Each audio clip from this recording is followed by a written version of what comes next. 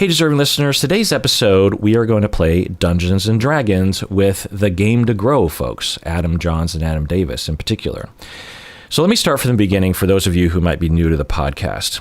I had some students 12 years ago who I got to know kind of well, and then eventually they developed this organization called Wheelhouse Workshop after graduation, or maybe while they were still in school. And it was Adam Johns, who is one of my former students in the couple and family therapy program, and Adam Davis. So Adam Johns, Adam Davis. Adam Davis was in the drama therapy program at my university, Antioch.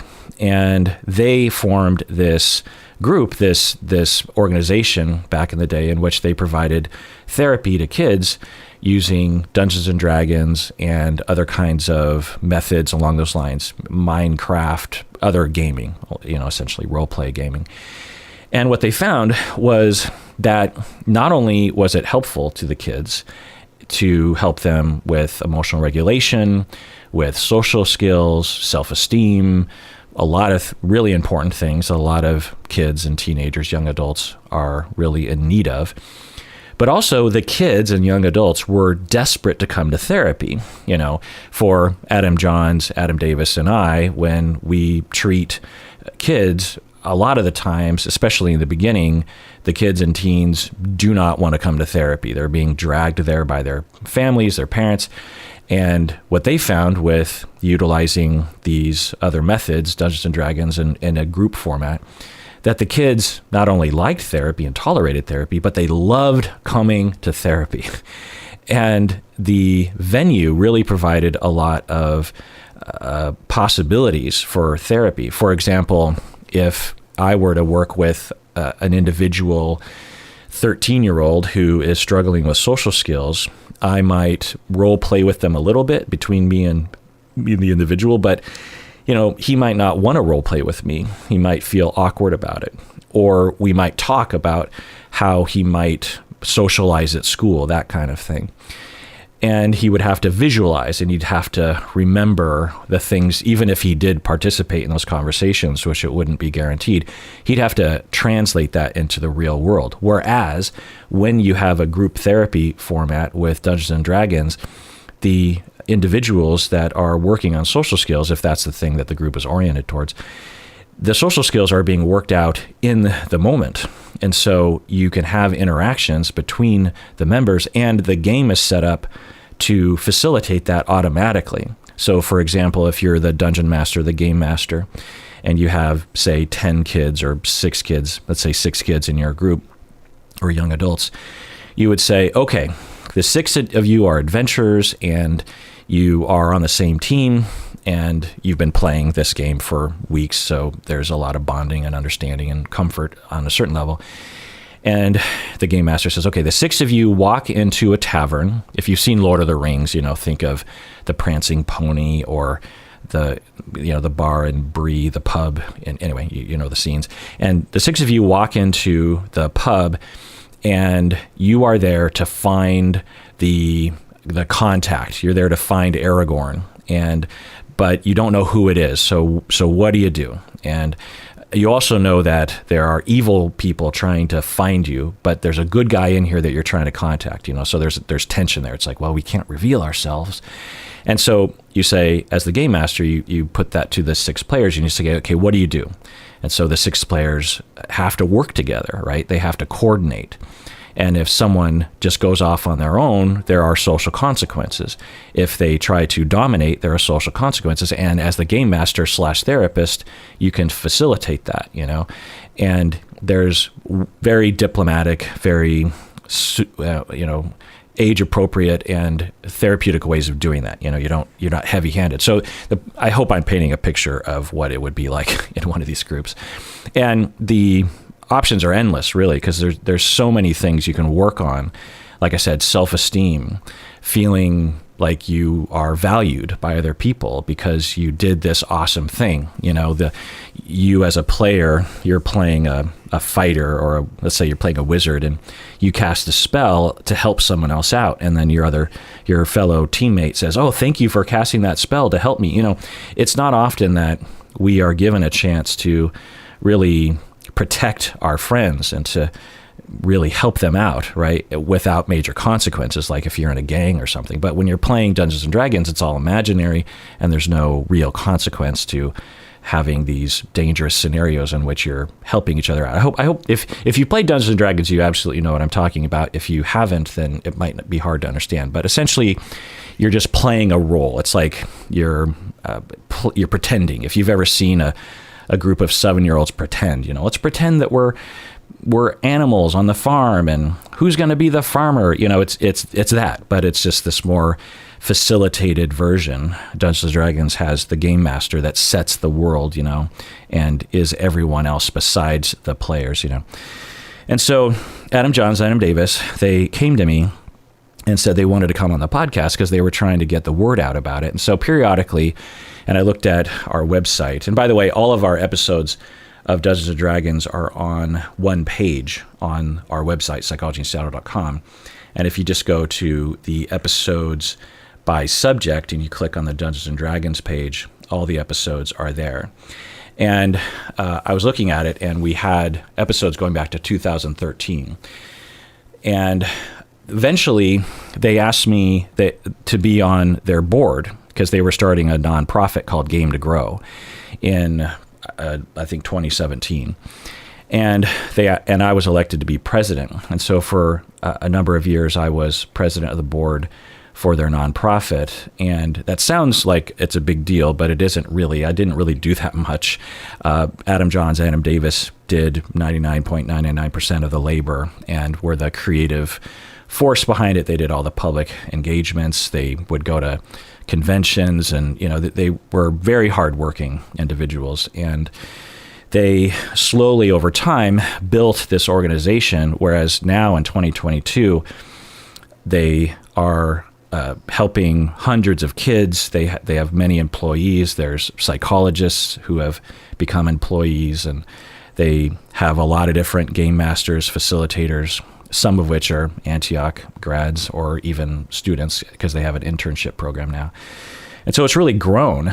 And that was the whole hope, was with Game to Grow, that we could grow it because, one, there's a lot of kids in need.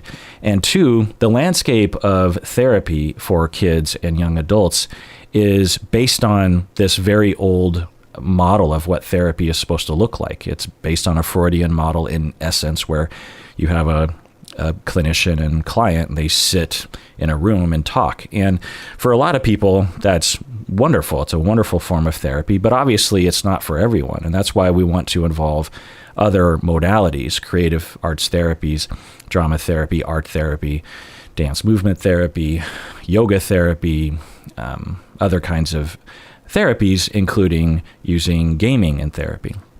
In Dungeons & Dragons in particular, Minecraft, video games, card games. And as a therapist myself working with kids, I would often do that. I would often play games with the kids, especially in the beginning, or play Legos or draw or that kind of thing. Sometimes just to get them comfortable, but sometimes to actually facilitate the therapy. They might make a Lego thing that we could talk about, and through that, it might spark a conversation about their emotions or how they see themselves or something. And with Game to Grow, they are trying to spread the word, and they're training a lot of people.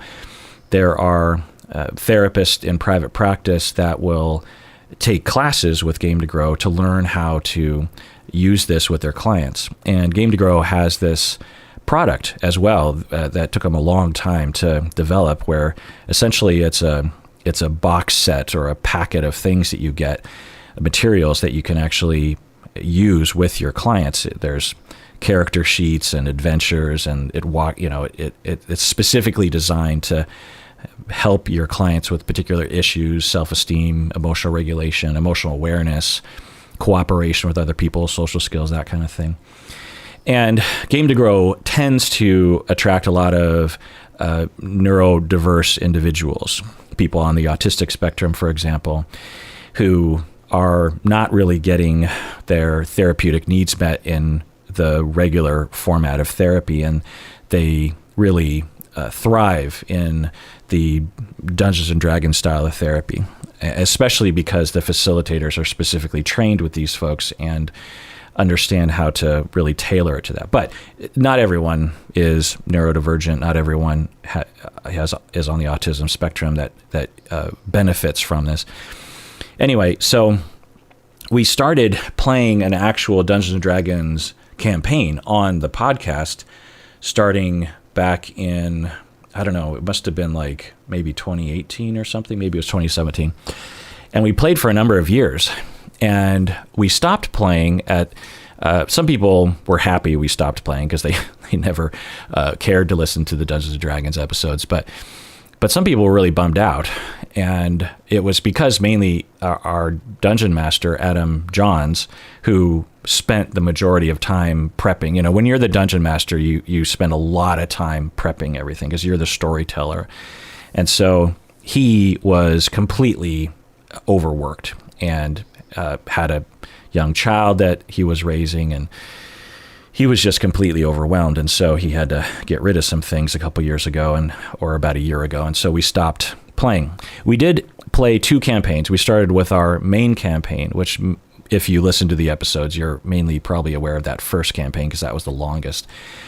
And so in this episode, we're going back to that first campaign, sort of the glory days of the Dungeons & Dragons Psychology in Seattle Game to Grow collaboration.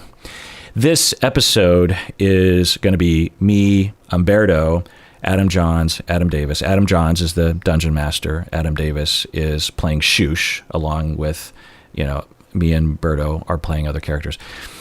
And it was an event for fundraising in mid-June 2020 for GameToGrow.org, or Game to Grow, the nonprofit. Because I'll tell you, as a person who, I stepped down as president about a year ago because I was overworked with this podcast, really, and found myself not looking forward to board meetings with Game to Grow, and I felt that way. And I think the pandemic also kind of took a toll because all the meetings were over Zoom, and it didn't feel good to me anymore. And so I thought I should step down, and so I did.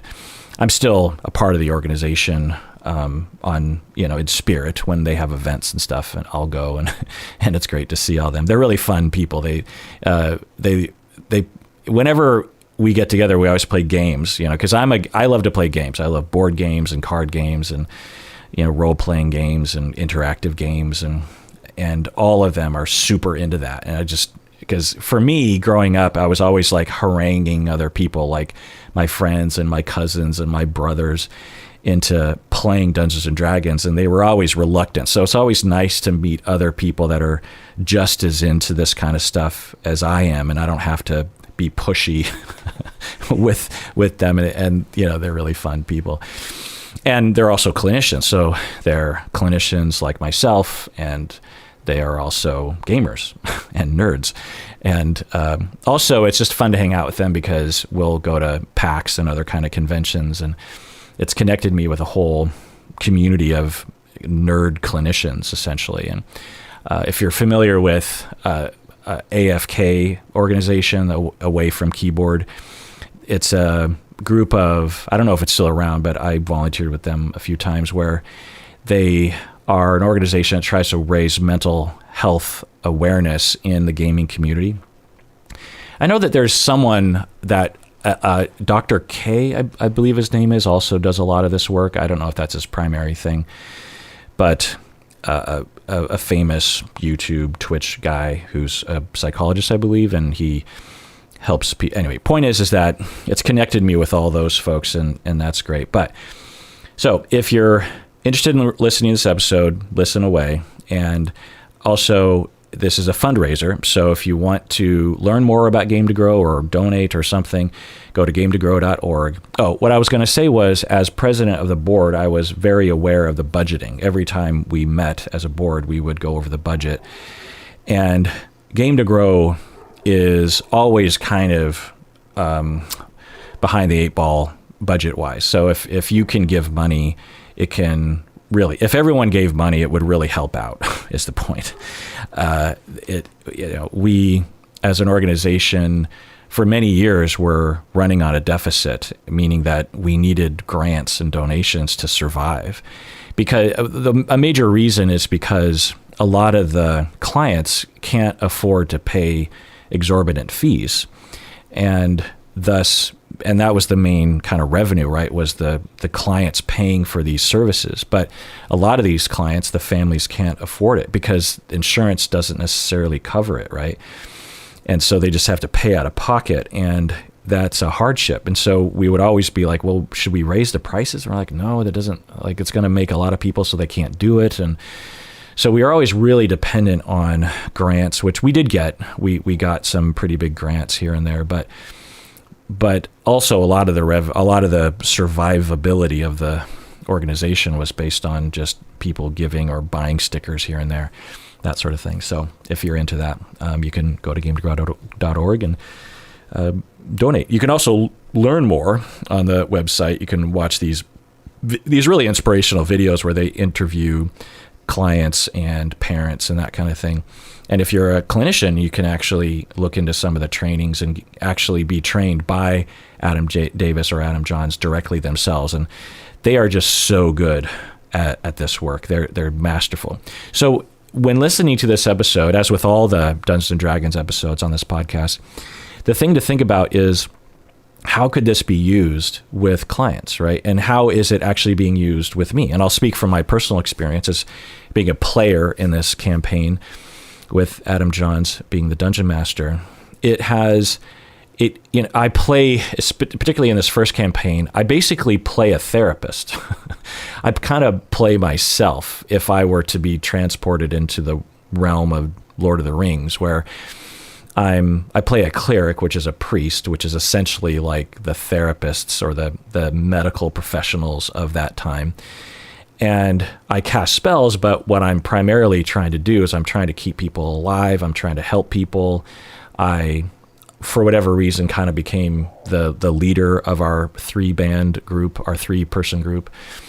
And I'm also helping Umberto's character out a lot. He plays this brute who isn't very smart, but he's, well-meaning. And so I'm often trying to protect him while encouraging him.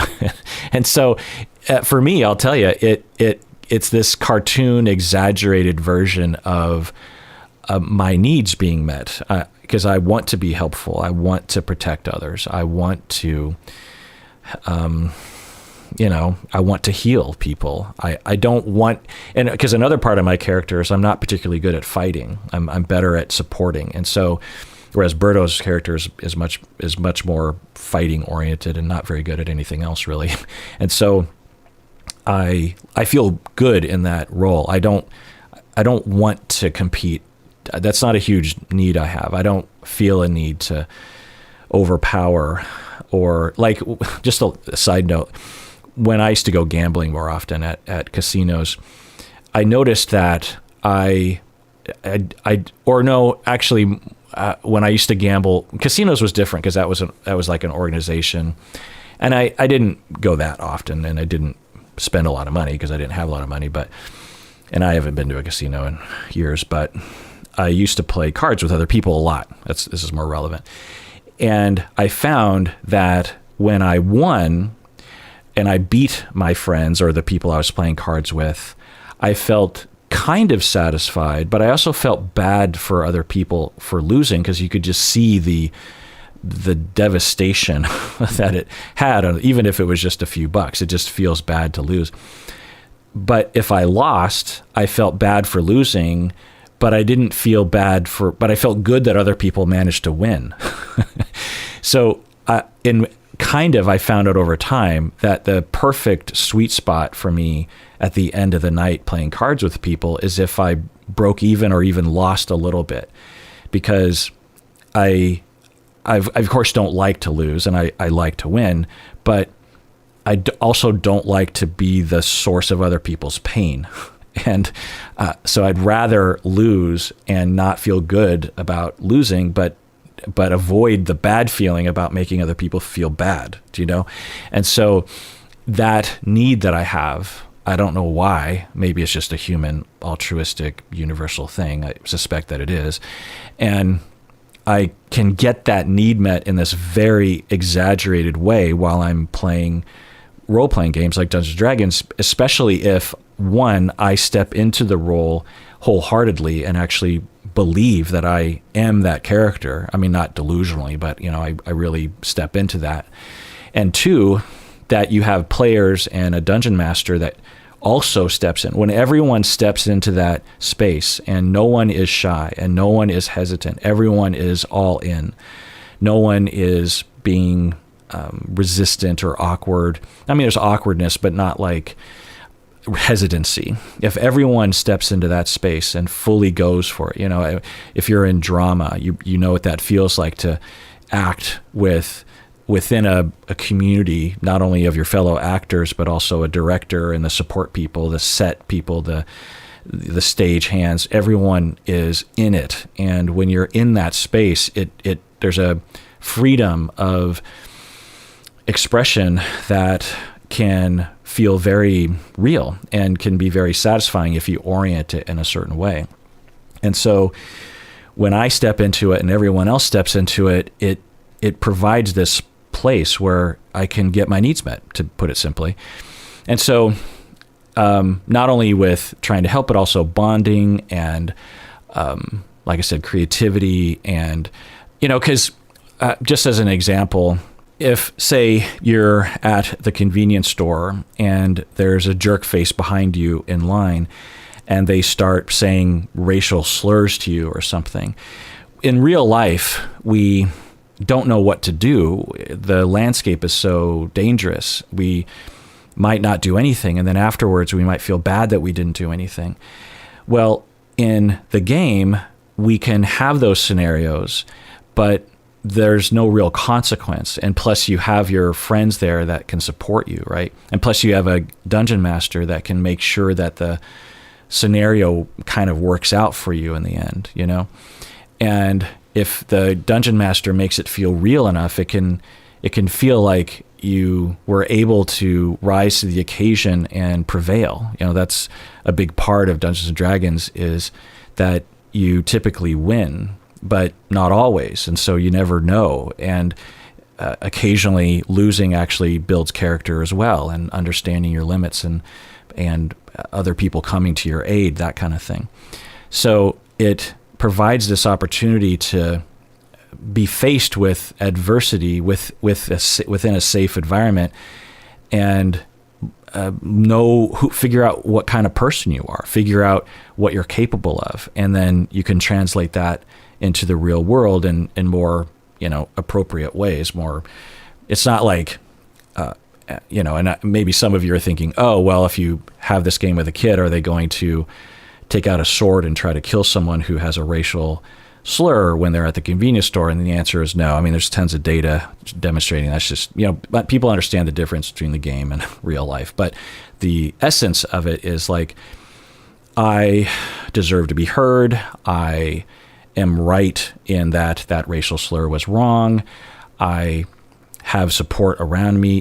There's certain principles that within the game, when you learn in this cartoon version, can be translated to the real world in a very helpful way, if that makes any sense.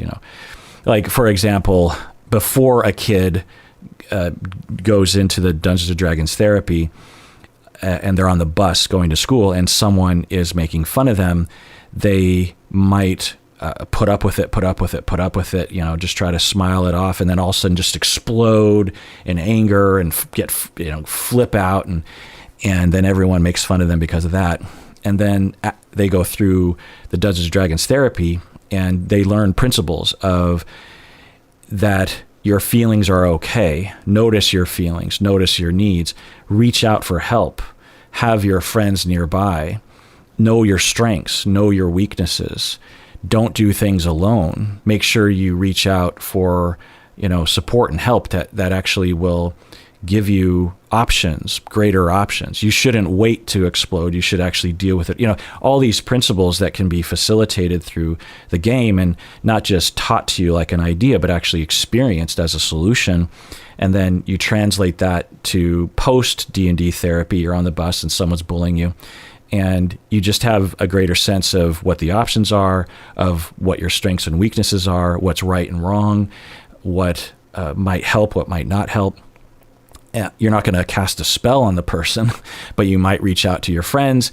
You might have a different, because the other thing about D&D, if it's run the way that Adam Johns runs it, is there's a lot of conversation. It's not a lot of rolling of the dice. And you'll see that when we actually play this game, is that there's a lot of, I'm recording this after we already played, there's a lot of talking. And I find for myself that I learn social skills even at my age when I'm playing Dungeons and Dragons, because it pushes me into situations that I, find myself in metaphorically, but not often enough to actually get any practice with, And Dungeons and Dragons, every week you're getting this opportunity with support to experiment and to learn. And the dungeon master, if they're a clinician with Game to Grow, they understand how to set up a scenario so that each player gets the therapeutic moment that they need for that week. It's not just a general game that you play. Like the dungeon master knows, oh, well, Jane is struggling with X, Y, and Z. And so I need to design an adventure, a scenario where Jane actually gets a chance to work on that and push themselves a little bit and have some success so that they can lock in a new behavior or a new self-esteem or a new option to them or new awareness or something. So it's really magical in that way. And if you have a kid that you want to be involved in this, you can go to Game to Grow, not only because you can become, if you live in areas where Game to Grow exists, and Game to Grow is more and more online these days because of the pandemic. But also there are therapists perhaps in your town that have been trained by Game to Grow. They don't work for Game to Grow, but they are, we were talking about doing like a certified Game to Grow designation. I don't know if they actually eventually did that, but there are people there. I think they have a database of people who have been trained. Anyway, so yeah, that's all that. GameToGrow.org. Go to our website. You can see it. You can, if you want to catch up on all the episodes on YouTube, on your podcast feed. If you search for all the Dungeons and Dragons episodes that go back a number of years, you should be able to listen to this whole thing. If you're really interested in it, you should probably go back to the very beginning, listen to all the Dungeons and Dragons episodes, then listen to this one, because this is like the epilogue of a very long campaign, and it would make much more sense and be much more enjoyable if you knew that. However, you don't necessarily, I don't think you need to have listened to any of that stuff to enjoy what we're doing. The other thing I'll say is that you're going to, if you are new to this sort of content, you might be kind of, I don't know if shocked is the right word, with me, because I'm not in charge of this presentation. Adam Johns is, and I'm playing Dungeons and Dragons, so I'm nerding out. If you know me as a podcaster and as a clinician, to see me in my leisure might be kind of weird. So I don't know, just kind of prepare yourself for that. I'm not ashamed of it at all. I get to have my fun times as well. So, just kind of consider that. Also, this was being broadcast live on Twitch when we were doing this, and I was a little nervous because of that reason. Because whenever there's a live thing, I'm always like, you'd think I'd be used to it by now, but I'm not. And the other thing to think about is that when you're playing Dungeons and Dragons, it can kind of meander a little bit. So it's not it can kind of be a little shaggy, meaning that it's not a well put together episode. It meanders and there's weird moments, and because it's live and there's 4 people playing a game. So, hope you tolerate that. All right. So let's take a break and we'll get back. Let's get into it. Hello, everyone. So excited to be here. So excited to be jumping in and playing some D&D tonight. We'll do a quick round of introductions, and as always, I always like to start all of my games off with a check-in question. So I do have a check-in question that I'm springing on my players today. But why don't I go ahead and start things off? My name is Adam Johns. I am the co-founder and co-executive director for Game to Grow. I'm very, very excited to be the game master for tonight's game and bringing the band back together. If you're a fan of the Dungeons and Dragons episodes on the Psychology in Seattle podcast, you are jumping back into our game. And if you've never heard of it or you've never listened to those episodes, you have the opportunity to do so. But also, don't worry, we won't dive too deep into referential material. It'll be a fun adventure for us to jump into as well. Now, why don't we go around and do a quick introduction with everybody? Actually, Kirk, would you start us off? My name is Dr. Kirk Honda. I'm host of the Psychology in Seattle podcast and YouTube channel, and I am a founding board member of Game to Grow. I'm no longer on the board because I was overworked and things had to be cut. Sorry. But I'm very proud of what you've been up to, and it just reminds me of just the tremendous, awesome work that y'all are doing there in your team. You know, I remember it was just the two of you with a pipe dream, and now it's grown so big and you've trained all these people. It's just amazing. And the thing that I would always say is, like, imagine kids who want to go to therapy or social skills groups or, you know, something that helps them emotionally. As a therapist that worked with kids, parents would be dragging them into my office and what you do is super fun to them. They can't wait to come. You know, it's just this wonderful model that really works. Yeah. So, and I'm playing Thrain, a dwarven cleric who is always trying to keep everyone alive. That's what I'm doing. I guess I'll go next. My name is Humberto Castañeda, but I'm much, much better known online and in many realms for playing Rollo, a half-orc who is very smart, smart might not be there's a word, but I don't know the word. But he's very action-oriented. And he loves his friends when he can remember things, because apparently he's been having some memory lapses recently, but we'll learn more about that. And my name is Adam Davis. I am the other co-founder and the other executive director of the nonprofit Game to Grow. I'm playing Shush, the tiefling bard, who just really wants to know that his presence matters. And we actually are getting the band together in a way, right? The band back together. We literally did play band in a band. And actually quite literally. So for anybody who has listened to the Psychology in Seattle Dungeons and Dragons podcasts, you would know this, but if you haven't, you can know, just to catch everyone up to where we are at. This storyline, these amazing adventurers basically saved the realm from Groomsh invading the world, the material realm, and causing a mass chaos and destruction, and they prevented all of that from happening through a huge event. But during the course of their saving the world, they also formed a band. Whether it is because of their saving the world and the fame that sort of came along with that, or whether it is because the band's music is tremendously good, the band after the course of that became very well known. Does everybody remember? So to catch all the audience up, it's been more than 2 years since we've played this campaign. So does everybody remember the name of the band? Moradin.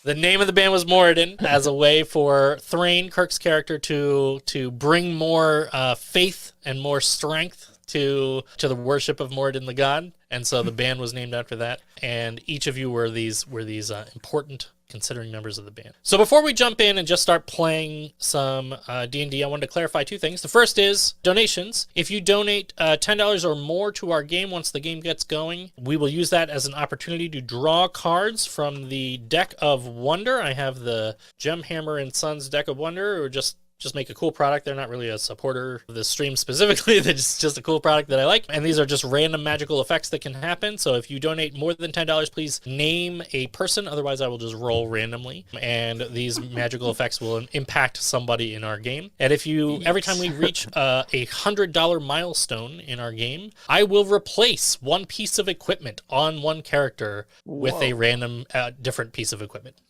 So we'll see how that goes. It's all going to tie into our game today. today, but High stakes. I'll So- explain how that happens. Like I might be wielding my rapier, and all of a sudden it turns into like a balloon animal or like a pool noodle or something like that. Yep. Okay, great. Absolutely. Wow. You're gonna have to roll with those punches. So we'll see how that goes Great. as well. Before we do all of that, as always, I always like to have a checking question for my group as a way for us to bond with each other, for us to get to know each other. My checking question for you today is what is a prized possession? That could be anything. That can be a thing that is emotionally meaningful to you. It could just be a cool thing that sits on your desk that you like to fiddle with. And what is a prized possession for your character, which apparently may be replaced by some other random mundane object.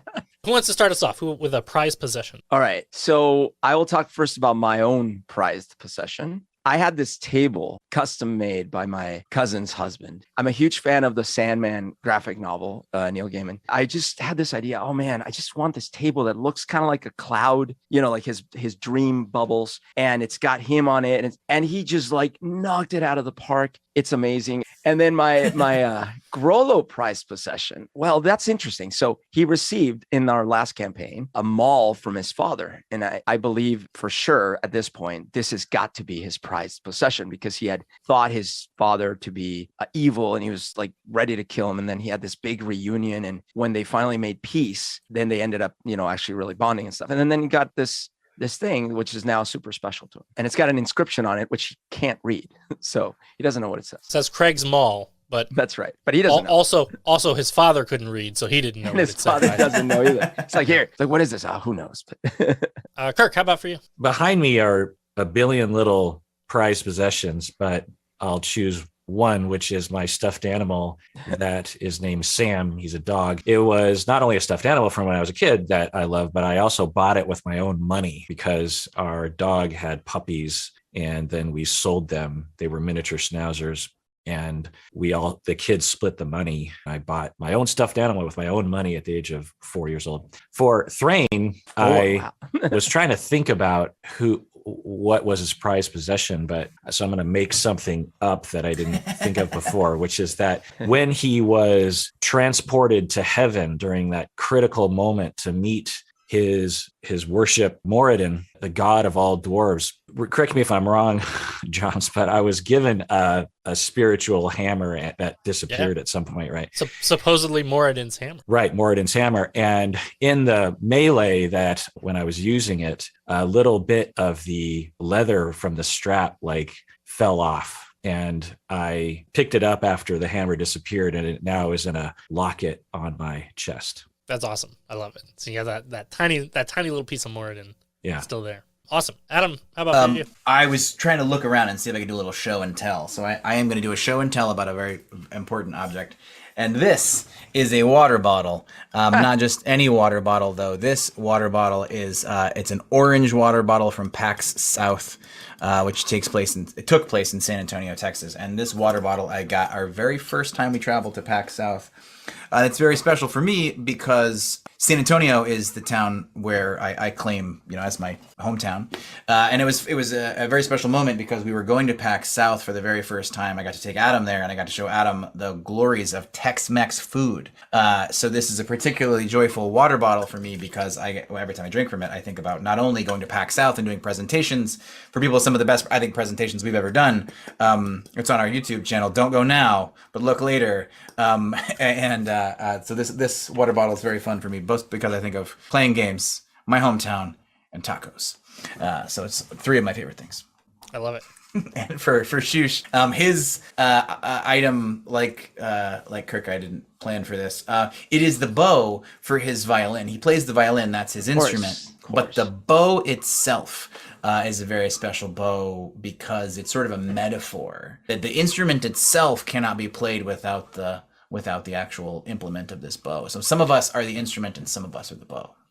You can interpret that for whatever you want, but that's the beauty of metaphor. Oh, I love it. And I'll share one for myself, which is I love musical instruments. I've always been I love collecting musical instruments. You can see I have electric drums in the background. But one of my favorites that I really don't play often enough is I have a guitar that was given to me by my dad when I graduated college. And it is a guitar that I cherish, and I don't play guitar very often. Most of the time I play piano or drums, but but that guitar means a lot to me, all the same. And so it reminds me of my dad and reminds me of playing guitar with my dad. That means a lot to me as an important possession. How did we That's awesome. not know this detail Yeah, about seriously. Did you I not mean- know I played guitar a little bit? or piano or drums? You don't I know mean, that? yeah, like, I played That's piano and crazy, drums. man. I mean, How like do you we not talk know about that? music so much. Yeah, I totally play piano and drums. We should play the music. We should in jam. in all of our years together, That's it's just ridiculous. never come up. That's I don't know how that. It's even worse. possible. It's even worse with Kirk because he's known you that much longer. Yeah. Yeah, I know. crazy. Like for 12 years now, Kirk, or Yeah. something. That's Yeah. a Hilarious. wildly long time.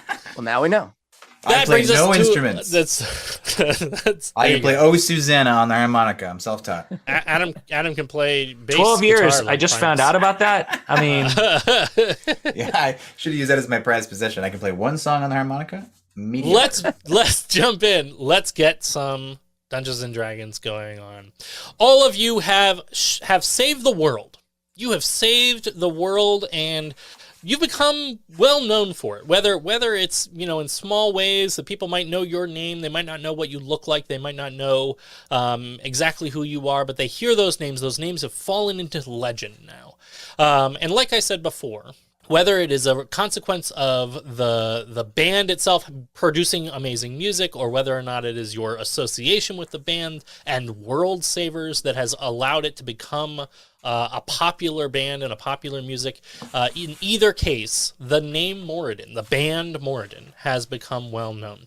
My question for you is: we're starting our campaign at the end of the last campaign. All of you sort of went off. You all had lives. You all had different things. You remained friends, but you all sort of pursued off into your own lives in different ways. But this particular story that we're jumping into now actually starts with all of you being involved in Moradin in one way or another. Now, I'll let you decide for yourself how your character is involved in Moradin. Maybe you all decide together that you are playing a concert. It's a come back together concert, whatever the way you want to put that. Or maybe it's not that. Maybe you went on a book tour. Maybe you went on a solo musicianship. Maybe you didn't do anything. Maybe you're listening to a recording of your old music in your chair by yourself in your house. But I'll let you decide right now, in the moment that our storyline starts. You are involved with the band Moradin in one way or another. Who has an idea for how their character is involved with the band Moradin? I've got an idea. All right, go for it. Well, so what happens is I woke up this morning, and my head was really hurting, and I was lying down. Oh, I thought that we were going to keep. Yeah, I was lying down on my floor. I think it was my floor.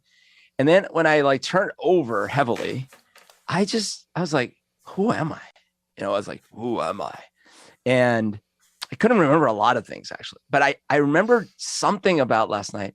And I had a little note on my tummy. And of course I couldn't read what it said, but I did see something. There was a symbol. It looked very familiar, and it reminded me of something musical. And then I started remembering something about me bragging about something to some people, and then them not believing me. And then I was like, I will show you. And somehow or other, I get the sense that I've committed myself to playing music in front of some large crowd. But I don't, for the life of me right now, remember who the heck I am and what music I'm supposed to be playing. But that's what I remember. Awesome. Adam, how about you? Shush is sitting in the audience critiquing a Moradin cover band who plays this particular cover band plays at coming of age ceremonies, whatever, maybe weddings, it's a cover band, but it exclusively plays Moradin. And it's got a pun name. It's MORE-adin, Oh, nice. It's more a din. Yeah. Yeah. Did you play at the wedding, Grolo's wedding, maybe? They Shush is giving them pretty bad review right now. Oh, I see. They are not hitting their notes right. If they really want to be a good cover band for Moradin, they're going to need to kind of Turn it up to 11. More like Lessadin. Oh, That is That sound effect. James. Yeah, the sound effect. Cue it up. No, Oh, there you go. There you go. Yeah, they're Lessadin. That's exactly. I just thought it was such a good. I thought it was such a good Oh, burn. okay. I wanted to get you on the. more like Lessadin. That's right. Yeah. You do play the drums. Great.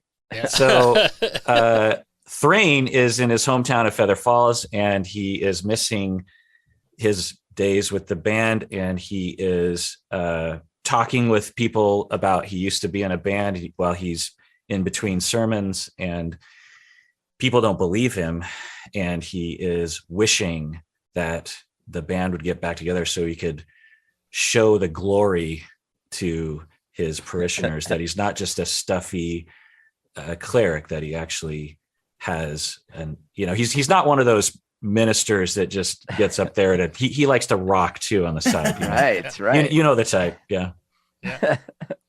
All of you in your sort of separate places being involved, thinking about Mord the band and your days playing together. It all sort of gets interrupted as all of a sudden you have a sort of strange sensation come around you, almost like a sense of vertigo or a sense of sort of dizziness, and then you see yourself standing, and you are standing looking down, and you can see down at your feet is you.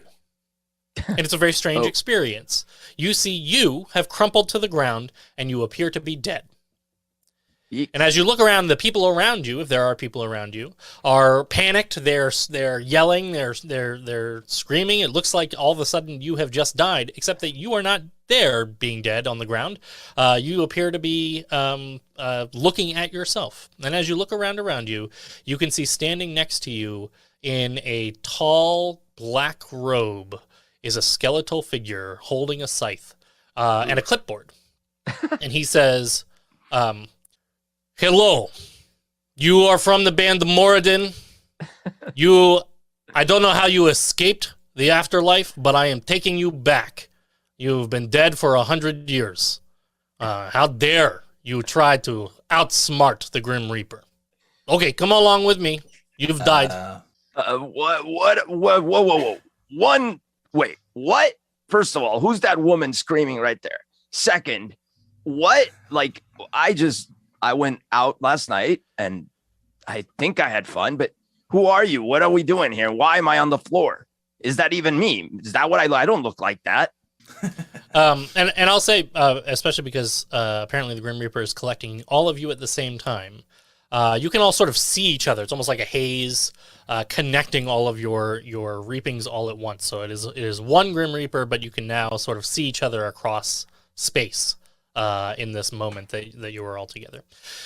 He says, "No, I have on my records right here that you have been dead for 100 years. You've been performing in the afterlife as the band Moradin, and you are about to perform in the Battle of the Bands in the Afterlife. By Moradin's hammer, we will be there to cheer on the death and the destruction." Who are you? I don't know how you escaped. Who am I? I am the Grim Reaper. No, not you. The short one over there. It's Thrain. It's me, your old pal. What? Oh, golly. Oh. Did you drink too much last night? Is that what happened? I don't know what happened. One wild hangover extends into afterlife. I'm starting to remember stuff. Like, who's the other funny one with the funny thing? Bugs Bunny. That's Shoosh. Oh, you mean relevant to you. I'm sorry. Shoosh. You don't remember me? No, I do. It's just my head, but my head is down there, so I don't know. It's all coming back, I guess. Yeah. Well, Thrain, if you think we should play in the afterlife, I suppose it's nice to see that, my passing had an effect on everyone around me, so I suppose that's good. I guess if that's my silver lining. Yes, it's a good gig. It's the best gig. Does this involve me playing music? Yes. You're the singer. I promised I would do this last night. So You're the singer. You're the singer. oh, I have a beautiful singing voice. Very You do. good. I don't know how all of you have been able to be back in the real world when clearly you've been performing in the afterlife. Now, this you keep saying this. We are not dead. We haven't been dead. I don't know who you're talking with, but we'll play your show. I have record. It shows, and he holds out the clipboard, and it shows all of you, or at least your names, and the band Moradin that appear to have died 100 years ago and have been performing in the afterlife ever since. Are you sure it's not a cover band you're thinking of? Oh, that's Lessedin. Yes. Yeah, Lessedin. That's what I'm calling these clowns. I think. And he does look over and he goes, "They're terrible." Yeah, I know. I'd rather be dead than listening to that. It's terrible. No. This is unmistakable. This is unforgivable mix-up. What you are saying to me is you are Moradin, not this band playing in Afterlife? No, we're Moradin. We're Moradin, yes. We're Moradin. There's definitely us. We play Moradin. We are Moradin. I mean, that's us. And the Grim Reaper sort of gives you a long look and he says, "You are already dead. But if you can prove to me that this other band is not real Moradin and you are real Moradin, then I will return you back to life. You have 24 hours. I will hold your bodies in stasis." Listen to me. We have played thousands of venues and we have rocked them all, and we will do so again. Well, if you can oust other band, I will come up with suitable punishment for them too. They should listen to Lessedin. The rest of eternity. They were terrible. That is suitable punishment. The Leastedin, more like. I'm just going to take that joke and keep recycling it. Bitter. I don't know how you will go less than Leastedin. I'm going to work negative on it. integer. There you go. Do we also do comedy on these shows, or is that not a thing? Define comedy. I think it's unavoidable. I have very good jokes. I can could- tell. it Very could be. funny jokes. Maybe for the intermission. He says, "I will make a note on your file. Explain to your orientation what is going on. They will help you figure out how to get to the Battle of the Bands." And then he jots down a note, and then he takes his scythe and he runs it towards you. And right before the scythe seems to hit you, as he sort of cuts across all of you, the world sort of flashes into white, and all of a sudden you are standing in a room full of white mist that just seems to go on and on for forever. The ground seems solid, but the world around you seems a white, misty world. The Matrix. And you hear a voice, and the voice sounds familiar. Awesome. So I just realized I don't know where my feed is coming from for the donations. So thank you, Jake. To draw? Then we've got one draw for each of you. Oh, no. From the Deck of Wonder. Oh, yes, I mean. It's good. This I've is already- mostly good. I've already Okay. shuffled the deck. I'm just going to be drawing off the top for each of you. Thank you so much, Jake. I appreciate that. So I'm going to draw for Shoosh first. Apparently, Shoosh, for the next minute, you can cast any spell as a bonus action. Hooray! Stinking cloud. There you go. Thrain, you gain a random elementally charged breath weapon. I'll let you decide. What element? Fire. Perfect. And that may come up very shortly here. And Grollo, a demi-plane of alcoholic beverages is created. Oh. It doesn't say that you have access to it. It just says that it was created. And you want to go there. I'm going to say, Grollo, you're aware of its existence. That might have been where I was last night, frankly. Yeah, I think that's what we're going to decide here is you're getting your memory back of. Yes. I remember there was like a whole plane of alcoholic beverages. Thrain, is it right? Yeah, I remember you. You and I, we go way back. Yeah, man, you should have been with me last night. I was at this like place. It went on, and they had these delicious drinks. There was something funny in those drinks. I really liked them. Okay, how many Lee pies, and was Cruddy there? Cruddy. That sounds familiar too. Lee pies, of course I remember Lee pies. Those are filling my tummy as I wait. Now I'm hungry. I need more Lee pies. You have one in your hand. Oh, As more you're Lee pies. As you're all talking, you hear a voice coming through the cutting through the mist that says, "Finally, an opportunity to really interact with people from my life. Oh man, who could have thought that it would have been you?" And I'll say, because I'm sure that it's been 2 years, and none of you would remember this. The voice character. sounds familiar. All of you remember this voice. All your characters remember this voice. This is the voice of Justin. Justin was this small orc who you killed, who was trying to torture you in the middle of the giant orc encampment.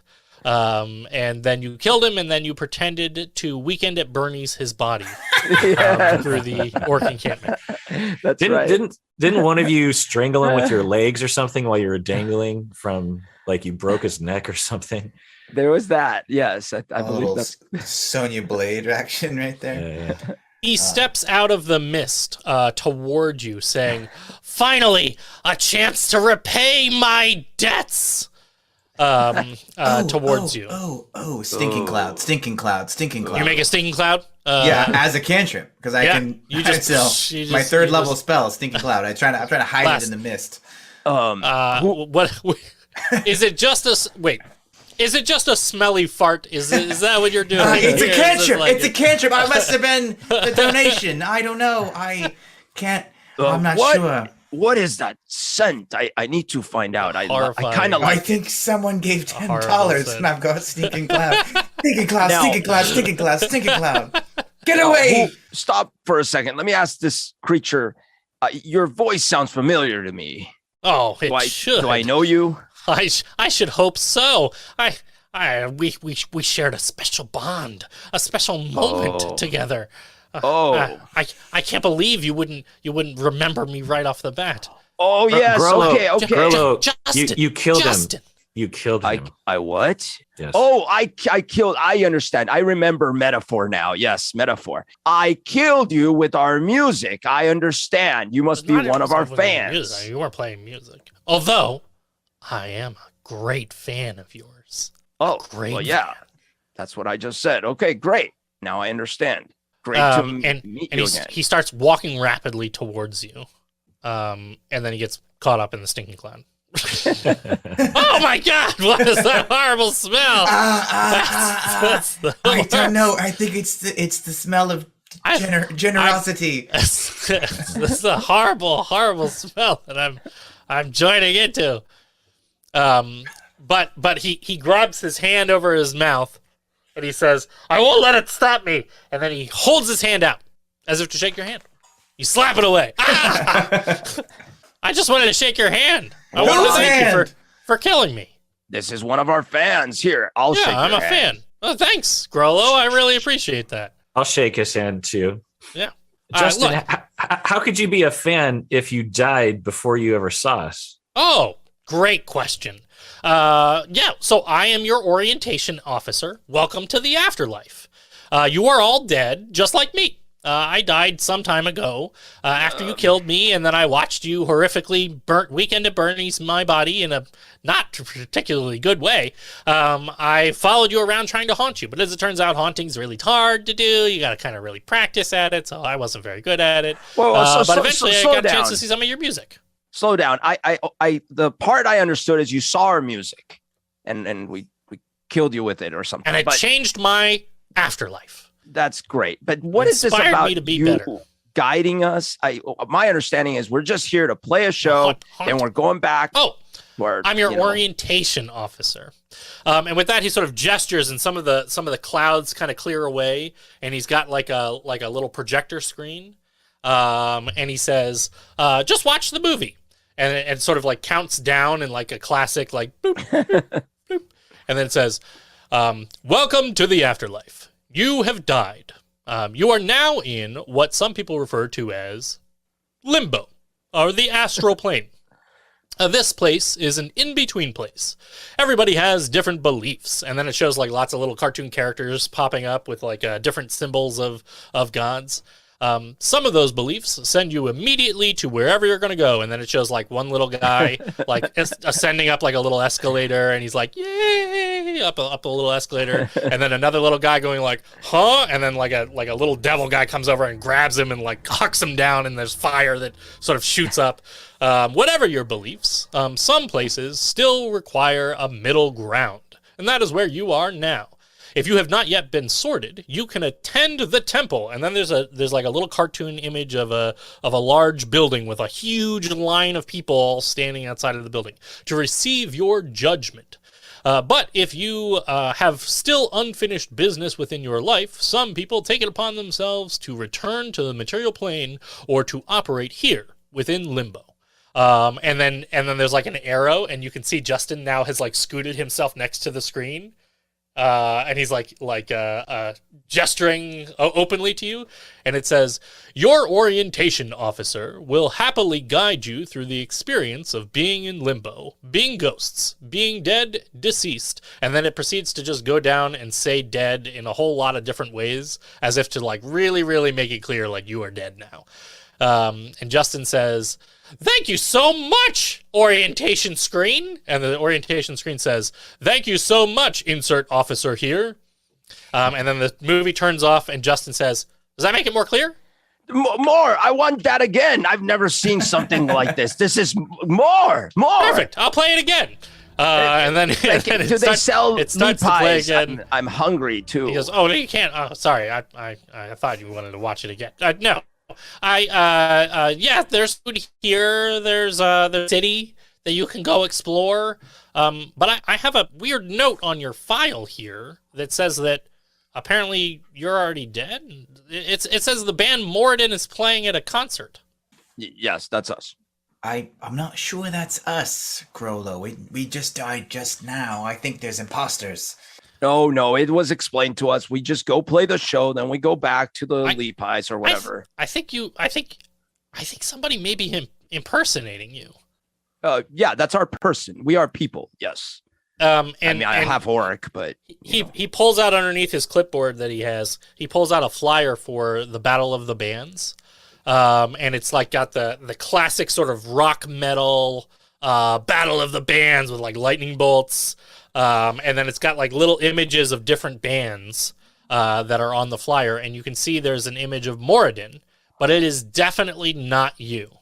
Instead of the three of you, it appears to be just sort of a short human instead of a dwarf. How long is his beard?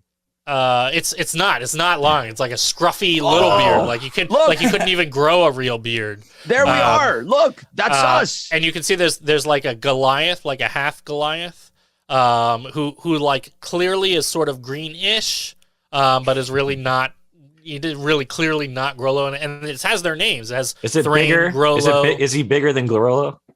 He does look a little bigger than Grollo. These are really good artists. This is us right here.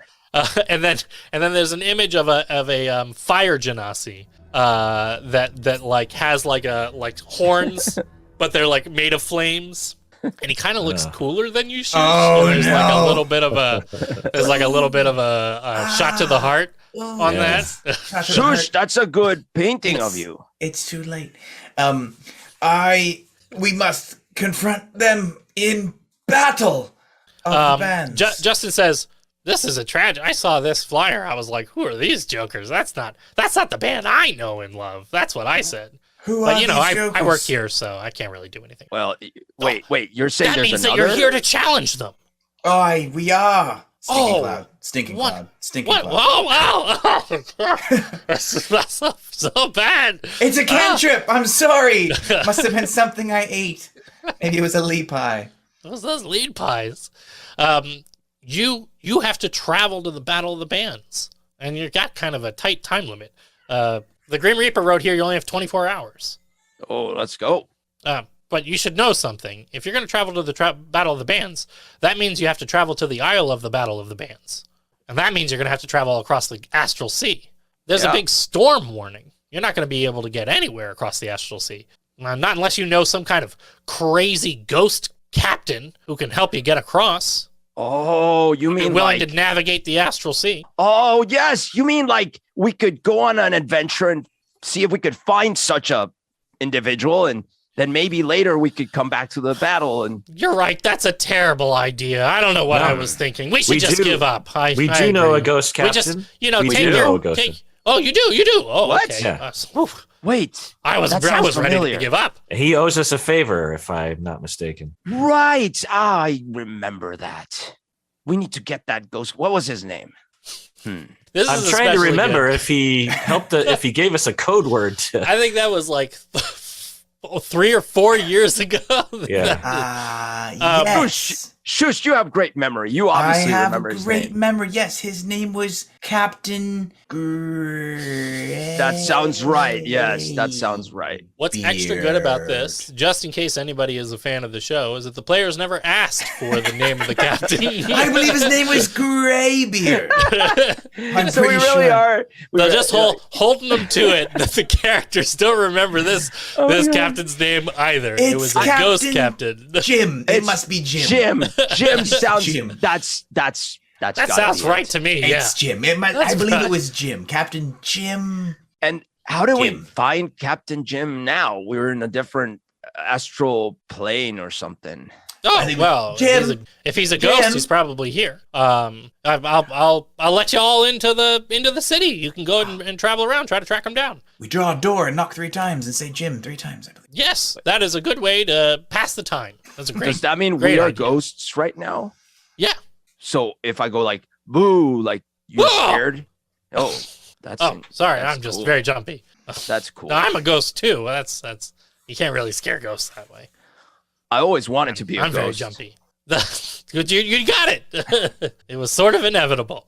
All right, listen. You guys are short on time, and you have to be back here in 24 hours. I should also warn you that you still have sort of a link with your bodies, and as a result, you're sort of giving off some weird energy.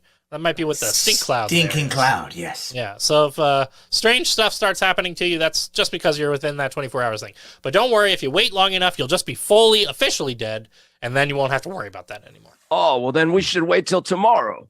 There you go. And then you can't return back to your bodies. Oh wait. No. I want the other thing. Oh, Yes. okay. We need to find Captain Jim. Yes, Jim. Jim. Wonderful. And with that, he gestures, and all the sort of white mist sort of fades away, and you realize you're just sort of standing in what appears to be a sort of rented out classroom. And you can see the little desks around and stuff like that. And he sort of opens up the door and gestures. He goes down the hall to the right. That'll let you into the rest of the city. Have a great time. Let me know how it goes. I wish I could attend the Battle of the Bands concert, but gotta work overtime. So Shush is going to attempt to fly okay. as a ghost. Kind of just great. like lean forward and see what happens. I'll go ahead and roll a dexterity check. We'll see how that goes. Okay, dexterity. That's a 14. A 14. With a 14, you Wow. you actually do like leap, and there's like a moment where you go like, I'm flying, but you aren't. You are just falling, and then you land flat on the ground. And Justin goes, "Ooh, that looks like it hurts." Yeah, you can't fly. Oh, I thought ghosts, Yeah, no, Ooh. yeah, it's very scary. It was good. That was very good. Before It we takes leave, it takes a lot of practice to get to that. Before we leave, Justin, I want to apologize for killing you, but you and your people were trying to destroy the world by letting groups into our plane of existence. You understand, right? You know what? It's water under the bridge. It's Oh. this job way better than that other job. Significantly less screaming. I mean, there's not zero screaming, but it's way less. You were torturing us, right? Like you're the Yeah. one that. Oh, right. Yeah. Now it's coming back. And then did I put my leg on your neck or someone? And then you were screaming, "Don't do it! I've got a family." I don't quite remember. And then it was, yeah. Now I get it. It was like, yep. Good times, yes. It was good times. Yeah, good memories. Yeah, the it's best. great to share that stuff together. I really, times, yeah, yes. yeah. But you really changed things around for me when you broke my neck and then puppeteered my way through that camp. And it was a new leaf in my life. And Okay, by life, well, I mean then the rest of my existence. You're welcome for killing me. Yeah, we Wow. really connected with you during that. Oh, I felt a strong emotional bond. Yeah. So Strong did we. emotional bond. Yeah. Yeah. Well, listen, have a great time. Hope you're, can save the name of your band and all that. Oh, absolutely. Yes, we will be glorious. Wow, perfect. Bring power to name Morden. Yes, we All always that. do. All right. And you hear him close the door, and then you can hear from behind the closed door, "Welcome to the afterlife." And then you all sort of walk down the hallway. Hey, Thrain, do you mind if I go back and watch that magic thing with the people and the little people? And We don't have time, Grillo, because we've got to find the captain. We've got to get to the stage, and then we've got to get back. Let's go. Otherwise, we'll come back after. Can we come back? Yes. If we have extra time when we come back, we're going to come back here. Extra time. Okay. We'll watch it to your heart's content. Okay. As you go down the hallway and follow Justin's directions, and you find yourself in what appears to be sort of an odd city. It basically is like a city landscape, and you can see all around you there are many different people from all different sort of fantasy races and all different types of creatures, and not all from the same era. You can see clothing that dates back long ago. It seems like some people have been here a long time, and other people are sort of just passing through. But either way, there's sort of a hustle and bustle of people moving around this sort of makeshift city. It also appears to be sort of a port town, for lack of a better way to put it. But you can see that the city itself is sitting across what appears to be almost a sea, like an ocean. You can see the edges of the ocean as they sort of lap up against the docks and the sides of the city. But as the ocean stretches on, it seems to almost fade into nothingness. And the sky above you and the world to the sides appears to be just night sky. Like you can see stars above you, but it seems to stretch far beyond and down below the horizon. The world that you're on appears to have no sort of definition after this place that you are standing. It seems to sort of lack definition as it extends further away. Jim. But there are lots of people sort of walking around and seeming to go about their business here. Jim. So you said there's an ocean? Yeah, you're in like a peninsula of a town, essentially. I think we're in trouble. A dock zone? Oh yeah, lots of docks. They're all over, and in fact, it appears that like all the docks are filled with ships. And you think it might have something to do with, in the distance, you can see that there is what appears to be almost a storm. The storm seems to be made up of a mishmash of colors. It's like clouds and lightning and flashes of light that are happening, but it's far in the distance. It doesn't look like it's coming towards you in any way, but it does look like a very strange looking storm to all of you. I think we're in trouble. How are we going to find Jim if we can't? How are we going to get across all that weird water thing with all those clouds in the distance? Well, we'll find out, but let's find Jim first. Head to the first dock that I see. What do you guys remember about the guy you're currently calling Jim? He was a great captain, and he came out once on the new moon or something, and and there was a curse, killed. Right? And then they wanted us to lift the curse because they were stuck only being able to come out then or something. Because a shadow was on this island, and we had to kill it, and he got back his like box or something. Mm-hmm. And wasn't clouds part of it too? Like wherever they sailed, they were like big misty things. They did bring some misty clouds. Basically, they were ghost pirates. So you have the opportunity, the sort of seed of information to help you try and track down this guy is that they were ghost pirates. Apparently, they stole people's bones and turned them into bread. Owned bread. Yes. Owned bread. Right. So you don't know whether or not that's relevant here, but that may be helpful. And since they were pirates, you might be able to use that to help you sort of track down what this, where you might find Jim. Okay. What do you want to look for? Anyone who looks like they know things about what's going on at the docks.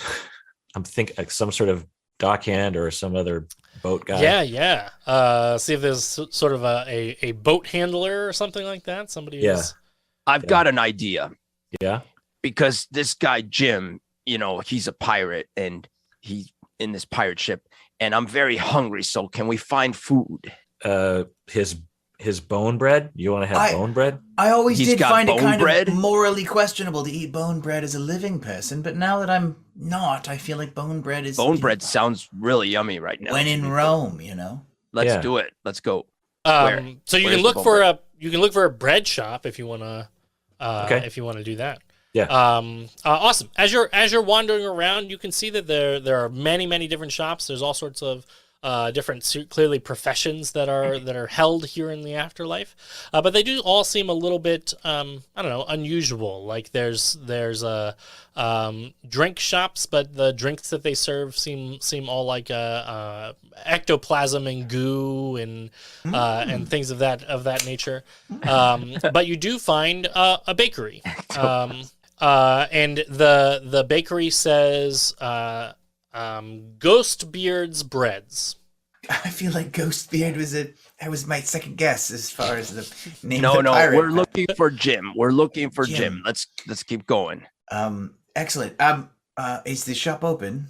The shop is open. Yeah, it's got Excellent. a little bell. I open the door and walk inside, and hopefully wafting some smells of fresh. Where are you baked going, bone. Shush? It is a fresh smelling bone bread. And you hear a figure sort of yell from the back, and there's like a nice countertop space here, and they've got a little display cabinet where they've got all sorts of little pastries and stuff like that. And somebody sort of yells from the back, and they say, hold on, I'll be with you in a moment. Just finishing up a batch down here. Welcome to Ghostbeard's Breads. It's the freshest bone bread and bone flour that you can buy this side of the afterlife. What can I do for you? And as he crests into the main area coming in from the back room, he kind of looks at all of you and he goes, it's finally happened. Welcome! And you recognize instantly that Ghostbeard, apparently the pirate who helped you and you helped so long ago, comes scooting out from behind the thing. He's wearing an apron. He appears to have sort of bone bread dust all over him as he comes up and he says, "It's amazing to see all of you. You finally died. I'm so happy for you." So good to see you too. Listen, we're looking for a guy named Jim. Adam, do I have any time left in my deck of wonders? Yeah. Spells? You're right at the edge of it. I'll say. I was gonna cast Charm Person on whoever this person was to get information out of them. So I've got Charm Person sort of ready. So as soon as he walks in, I cast Charm Person on him. So however friendly he is, he's extra charmed because I have charmed. any spell as a cantrip. So I'm kind of just like Gatling gun, Charm Person. Yeah.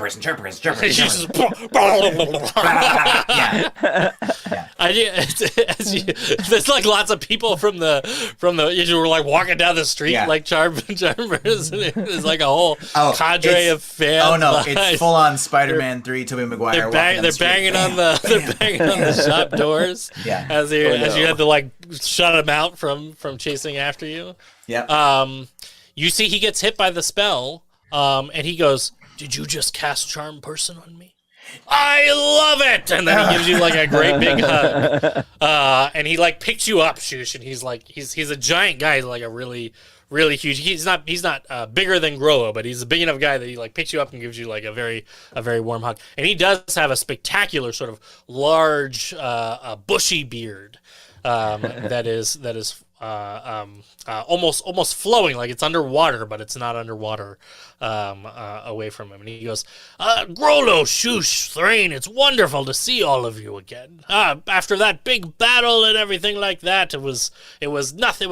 It was all we could do just to help out, and you did so much for us. We have bone bread for days and days. We've bone bread for years, thanks to the stock that we were able to bring back, and now we're actually can, use the bone bread instead of just eating it on the ship and everything like that." Can I ask you a question? When you say it's very fresh, what does that mean for bone bread exactly? Oh, great question. Yeah. So you can harvest bone bread after somebody dies, but that's not a good. It doesn't have the flavor. It doesn't have the real taste, the tang. That's what you're looking for. When you're getting the bone bread, you want the tang in the bone bread. So there's some guy in the background and he doesn't have a leg or something. Is good. We've tried, experimenting with Jim over there. Actually, his name is Jim. Is that who you're looking for? Jim, I appreciate your service. He goes, try the cinnamon rolls. Don't try the cinnamon. They don't have the tang. That's where the freshest I think bone bread comes from. Kill the living, steal their bones. That's what it's all about. Yeah. The Jim thing was we didn't understand. We hadn't seen you in a long time, and so we thought that the guy that's going to help us was you, but it's this other guy, Jim. Oh, sorry, Jim. It's not you. Go back to what it was you were doing. And he reattaches a mop to his empty leg spot and then starts sort of mopping the floor with one leg, sadly. And it plays sad music in the background. It plays Christmas time is here. He sort of hangs his head down. He goes, well, what brings you to the afterlife? How'd you die? It's a mystery, actually. But we have 2 favors. One, bone bread for Grollo. And 2, get us through the storm to the Isle of the Battle of the Bands. Oh, that's an interesting one. And as he says that, he grabs a loaf of honey bone bread, and hands it to Grollo, and he says, "Give that one a try, there, buddy. It's good honey bone bread. Yeah, we steal the bones from the honey itself. It's hard to do. I got a thing. So that's the good. Yeah. Oh, there yeah. You go. That's the good. Make sure you eat fresh. That too. I should. It's very good. Yeah. I'm curious through the if you storm, have you say. breakfast treats, maybe a scone. I have a Danish. Oh, I was looking for a bone scone. A bone. It's made out of a Danish. No, it's made from a Danish. It's a Danish bone scone. Hit the button, John. Hit the button. There we go. I was hoping. Actually, I feel like this one's like there. There you go. That's that one. A honeycomb bone scone. A honeycomb bone scone. Yes. Yeah. This is our trombone honeycomb bone scone. There you go. Yeah, there you go. It's morally questionable, this bread. It's still even now. I feel kind of awkward about this. Yeah, well, this is really, really morally living questionable. People. Yes. Yeah. I like morally questionable. Thrain, what's morally questionable? Tasty. Yeah. I agree. I gotta tell you, the bread I can provide, what you're talking about, sailing through that storm, that's the kind of thing that only a crazy captain with no real morals, who has no care for his crew, who has no qualms with being obliterated into the epiphany of endless existence. That only a truly wild-eyed captain, not obsessed with his safety or the safety of any of those people around him, would ever try to sail through an astral storm. Jim? Jim? Yeah, Jim's the one, right? Is it Jim? Because I would have sworn we were here for Jim. It's Jim, right? No? Jim, you want to do that? He goes, yeah, I'll do that, yeah. You're hired, Jim. Let's do it. All right, well, Jim will do it for you then. I knew we were here for Jim. Jim, take the skiff. See if you can get him to the Battle of the Bands. That seems important. Jim, can you still pilot the thing if I have a little chew on another bit of your bread? You're going to eat my other leg? No, never mind. Just, whatever. Let's just go. I mean, it is hard to pilot.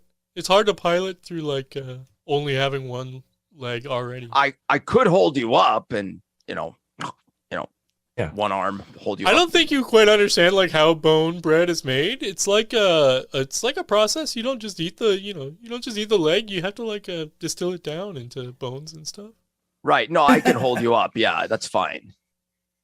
Wait, Jim, did you make your own bone bread out of your own leg? Yeah, it was an experiment, and I wouldn't say it failed so much as it produced bread that was not very tasty. But as an experiment, I think it was a success. We learned a lot, and okay. I like to measure my success from having a learning experience. Jim, what'd how you- do you what'd feel you- about pirating a ship through an astral storm that might make you into oblivion? Yeah, that sounds okay. Yeah, I would do Great. that. Yeah. Charm person, how about now? Yeah, I would do that. Yeah. Charm person again. Charm person again. I feel like you seem like a pretty cool individual, and I think I'd like be very All right. enthused. I would say like I'm sort of filled with a tremendous amount of enthusiasm. Right. To Also- go along with your mission. It's also morally amphibious. Not so much or you though, whatever. buddy. More that guy. Yeah. Oh, well, either No way, offense, we gotta you know, go. it's just- We gotta go. We have a band practice that we have to get to. The captain says, Jim, good luck. Don't get sucked into oblivion. And sort of slaps him on the back a little too hard, and Jim sort of stumbles forward. And he goes, listen, the skiff is yours. If it gets sucked into oblivion, don't worry. It was my brother-in-law's skiff, and I don't like him very much. So go ahead and take it wherever you're going to go. But be careful. It is oblivion. And as he says that, his voice sort of echoes through the room. And he goes, Jim will explain to you, I'm sure. And then he hands you like a box, like a nice little box full of baked goods. And he says, hey, Ooh. you have a great time. And come back! If you don't get sucked into oblivion, make sure that you come back and visit us again before you return to your life. If that's, the path you're going. Oh, I'm That coming is- back for more bone bread for sure. Perfect. Have a great time. All right, Jim, And Jim lead says, the way. the skiff is this way. Let's go ahead and track it down. Thank you, Jim. As we're walking, as you're, He as still we're has walking, a mop foot, so he's sort of like clunk, clunk, clunk. as we're walking, he sees Grollo sort of like sniffing the side of his other leg. Oh, Grollo, what has happened to you? You've gone full cannibal. Nice morally questionable behavior has gotten a little bit out of hand. It's got a little out of hand. Jim escorts you to a small ship, big enough for you and the three of you and Jim to all pilot together, but definitely not a very large ship. I wonder if we would have had a bigger ship if we would have taken Captain Ghostbeard. Oh well. Almost definitely, yeah. He's got like a big ship. It's right over there, and he points and this is like a giant galleon. So we've got cannons along all the sides, and What's awesome is that he was about he was about to volunteer himself, and then we were like, "Well, can Jim do it?" And then he's like, "Oh, phew, saved by the bell." All Gosh right, well- darn jokey role play times. Well, Jim, I'm so glad you're our captain. Wow. Yeah, I feel pretty good about it. I've never captained the ship before, and I think this is like a good opportunity to really learn on the ropes. It looks like yes. there's a card. We've got a card. I'm gonna roll a dice because we don't have a Alright. specified person for this, and I'm gonna include Jim in this dice roll. Nice. So that means that it is Thrain. Mm. Oh, Thrain, your pockets fill with 20 acorns, oh, and whenever they hit the ground, a tree instantly grows. Uh-oh. whoa, Oh. that could be useful. One falls out, and then I think Moradin is showing me the path, and I hold on to the 19 other ones. Oh, perfect. It erupts from the docks into a tree that sort of sprouts out, and it's taller than the skiff that you are now boarding.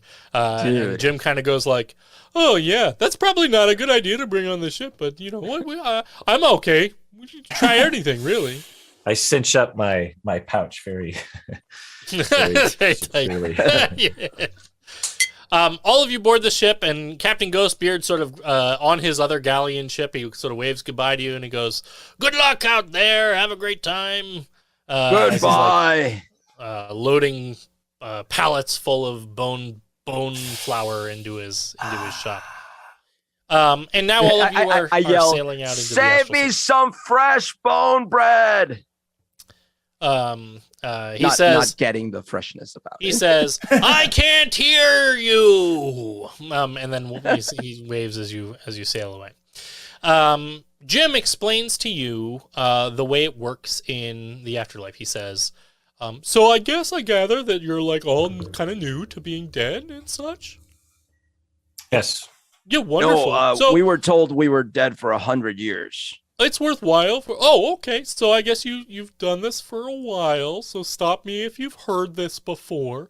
But all of you are.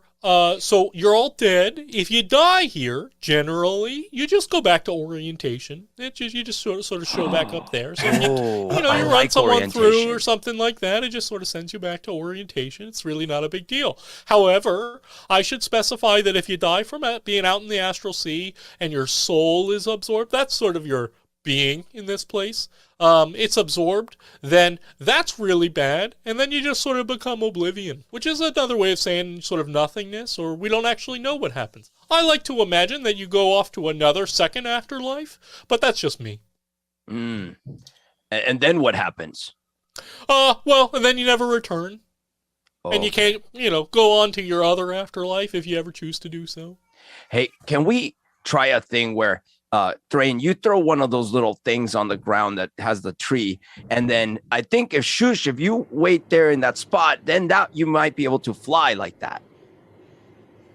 Yeah, it might sink our tiny ship that we have here, Oh, just as a, because trees have roots and such. Hey, right. Grolo, dig the brainstorming. Just spitballing. Just Love it. saying, I just wanted to offer in, Yeah, we'll table that idea. We'll table Okay. it. could be useful later. Yeah.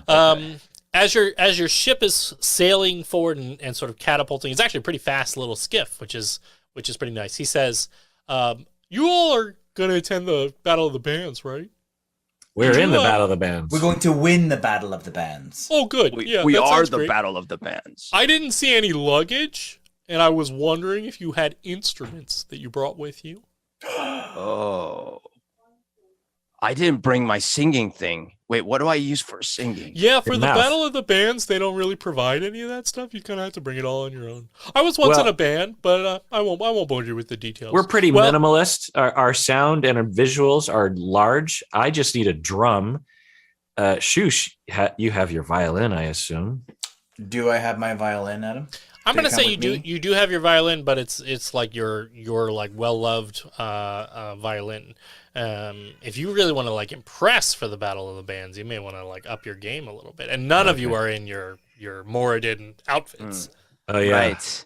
Were they like red striped or something? Yeah, yeah. They were like ponchos. They They were were like, tablecloths. Tablecloths. Or Yeah. that It's red, very red and white improvised. checkered tablecloths. yeah, that like became- pizza place tablecloths. Yeah. That's exactly what happened. Yeah.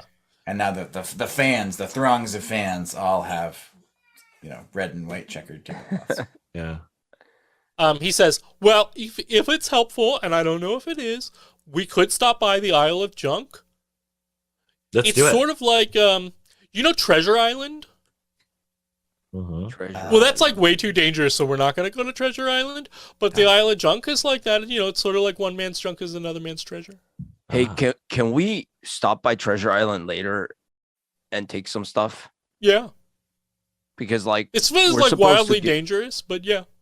right. We No, could I do like that, that. Yes. Because we have to get back Maybe to afterwards. the place we were at before, and I'd like to have some of that treasure. Yeah, I'm in it. That sounds great. My first time captaining, so Yeah. I really want to have a good rapport with the crew. I Hey, love Captain Jin, love your flexibility. Hey, I love it. I love you too, buddy. Hey, flexibility is very important before battle because you have to be ready You for don't want to any. pull a hammy. Yeah.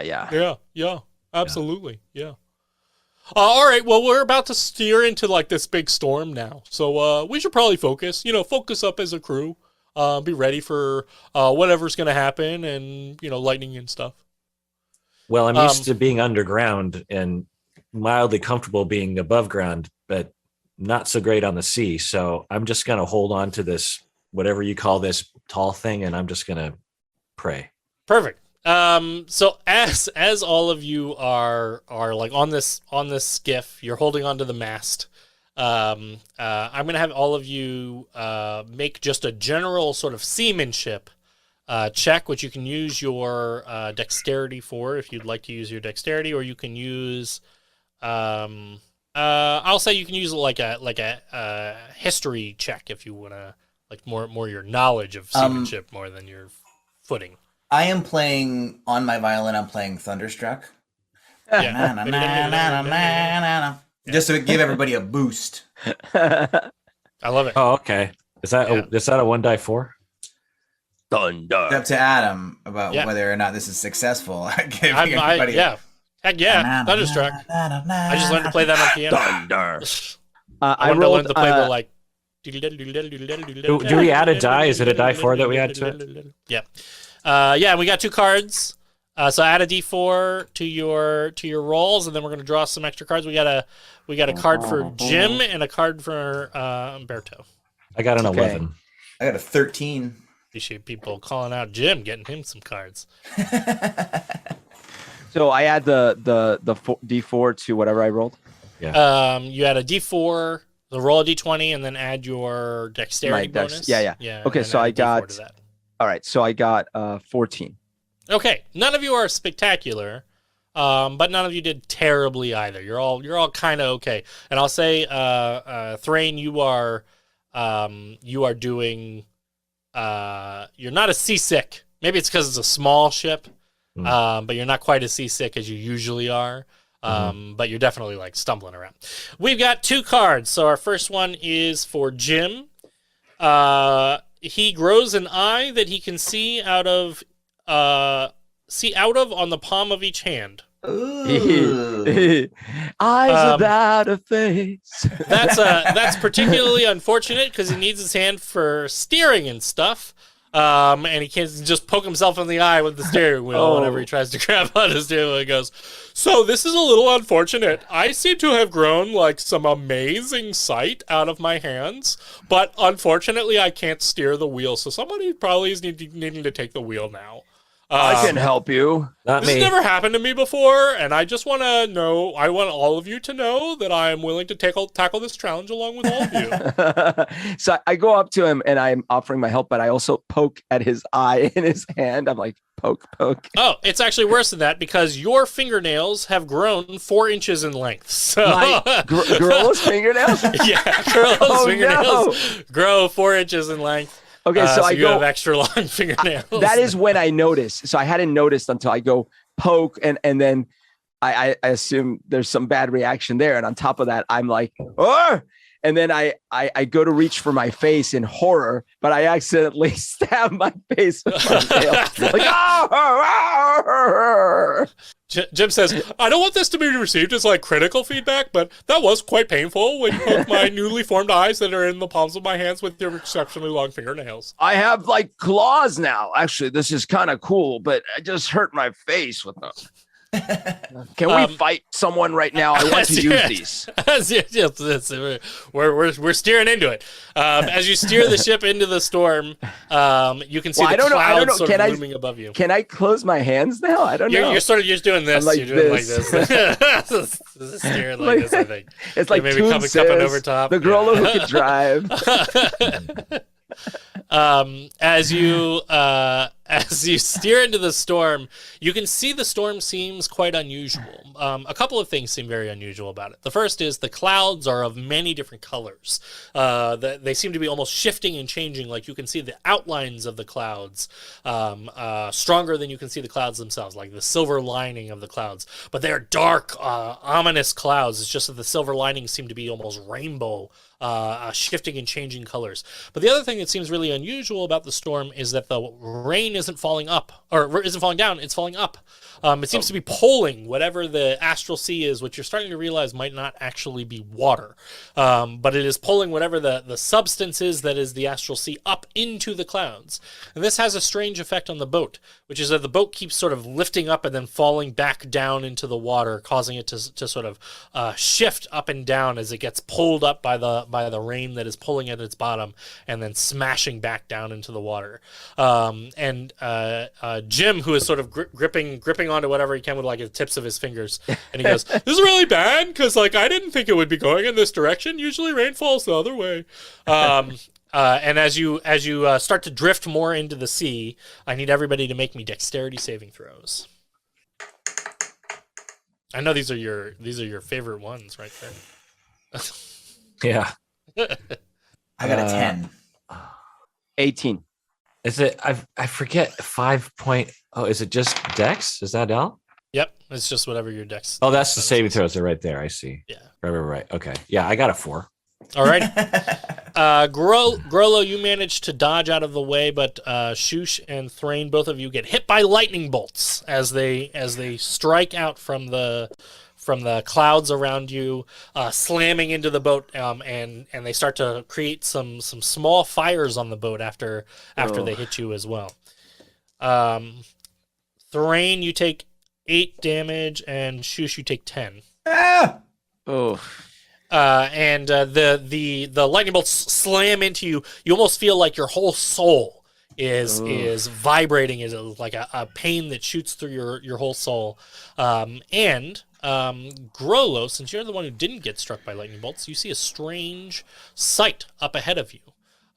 In the middle of the storm is what appears to be a giant. Oh. You can see it is standing. It's the astral sea itself only comes up to about just below its knees, as this massive what you can only imagine must be a storm giant appears to be standing in the middle of this storm. And you can see the storm sort of emanating out from him, erupting from him in different spots. And as you look even closer, you can see the giant appears to be under attack by something. Small winged bat creatures appears to be sort of flying around. The giant is battling against the bat creatures that seem to be attacking it. You guys see that? There's a giant and something's attacking him. I just was struck by Are lightning. you guys okay? Psst, psst, psst. My hair is like sticking up like a cartoon. What? Excuse me. Sorry, I was thunderstruck. There's a giant in the storm. He's being attacked by bats. Should we attack the bats or attack the giant? I don't I know. hate giants. Those are probably oblivion bats. Those are like little creatures that can sort of suck your life force away. Who's I life have- force? I have anti-bat claws I've never seen them before. now. Oh, that's true. The ship is headed right for the giant. You're pointed to the middle of the storm because that's where you have to head anyway. So the ship is sort of like slowly picking up and then slamming back down toward in the direction of the giant. What do you guys want to do here? Can I interpret the body language of this giant Oblivion storm giant and interpret maybe this storm giant would like help us if we could clear out the not bone bats but the Oblivion bats, or whether the Oblivion bats are maybe like they would do us a favor if we were to like feed this giant to them. Yeah. Does the bats or the storm giant have eyebrows like this? Who has the Yeah. angry eyebrows? Is the like the life meter above their head red or green? There you go. That's the Yeah. Go ahead and roll an insight check, Shush. I'll let you determine this with an insight check. Great. That is not the highest of my rolls, but I will take it. That is a 15. Oh. No, 17. Sorry, I have a bonus on that. It's a 17. A 17. Awesome. With a 17, you can see a green health bar above the giant, and red health my bars goodness. above the bats. I'm intuiting the bats- something very important. The bats look like Minox. They look like they're like winged creatures with sort of circular, Except we're in the- razor-sharp teeth mouths. We're on a. Yeah, you're there. You go. You're in the middle. Can of the I driveway. run okay, so if I let go of the wheel right now, well, I guess I'm not aware because I'm not a captain. So I let go of the wheel. The whole I'm ship trying to- careens in this direction. Right. Immediately, as the wheel starts spinning as Right. the whole ship starts Okay. careening. You're in the That middle of the answers air, my- so it's all like coming down like this. That answers and my like a question sharp because I was angle. gonna run to the front of the ship, but then I have to run back and grab the wheel again. Okay. Yeah. You immediately grab onto the wheel. Yeah. And I stab Right- myself with my right nails the as I ship. do. Yeah. Jim says that was a great learning lesson, I think, and a good takeaway of You're like so how positive. important Yeah. the process of being Wow. in control is. Jim, you have such a sunny disposition for being in an Oblivion storm. You know, I try to sort of really remain positive. I figure, like, where does the benefit of worry really come from? You know?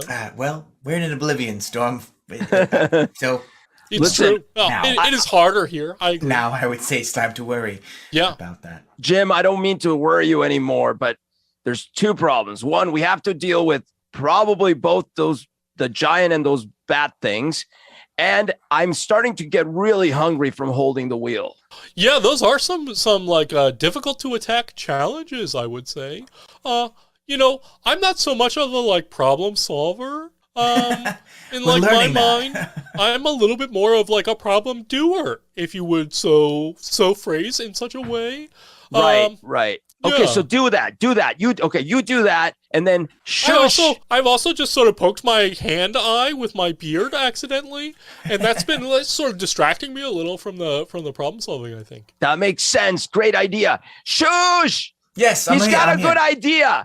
You do those little music-y things, and that'll distract the bats. And then if Thrain, can you hold the wheel? Because then I can stab with my new stabs.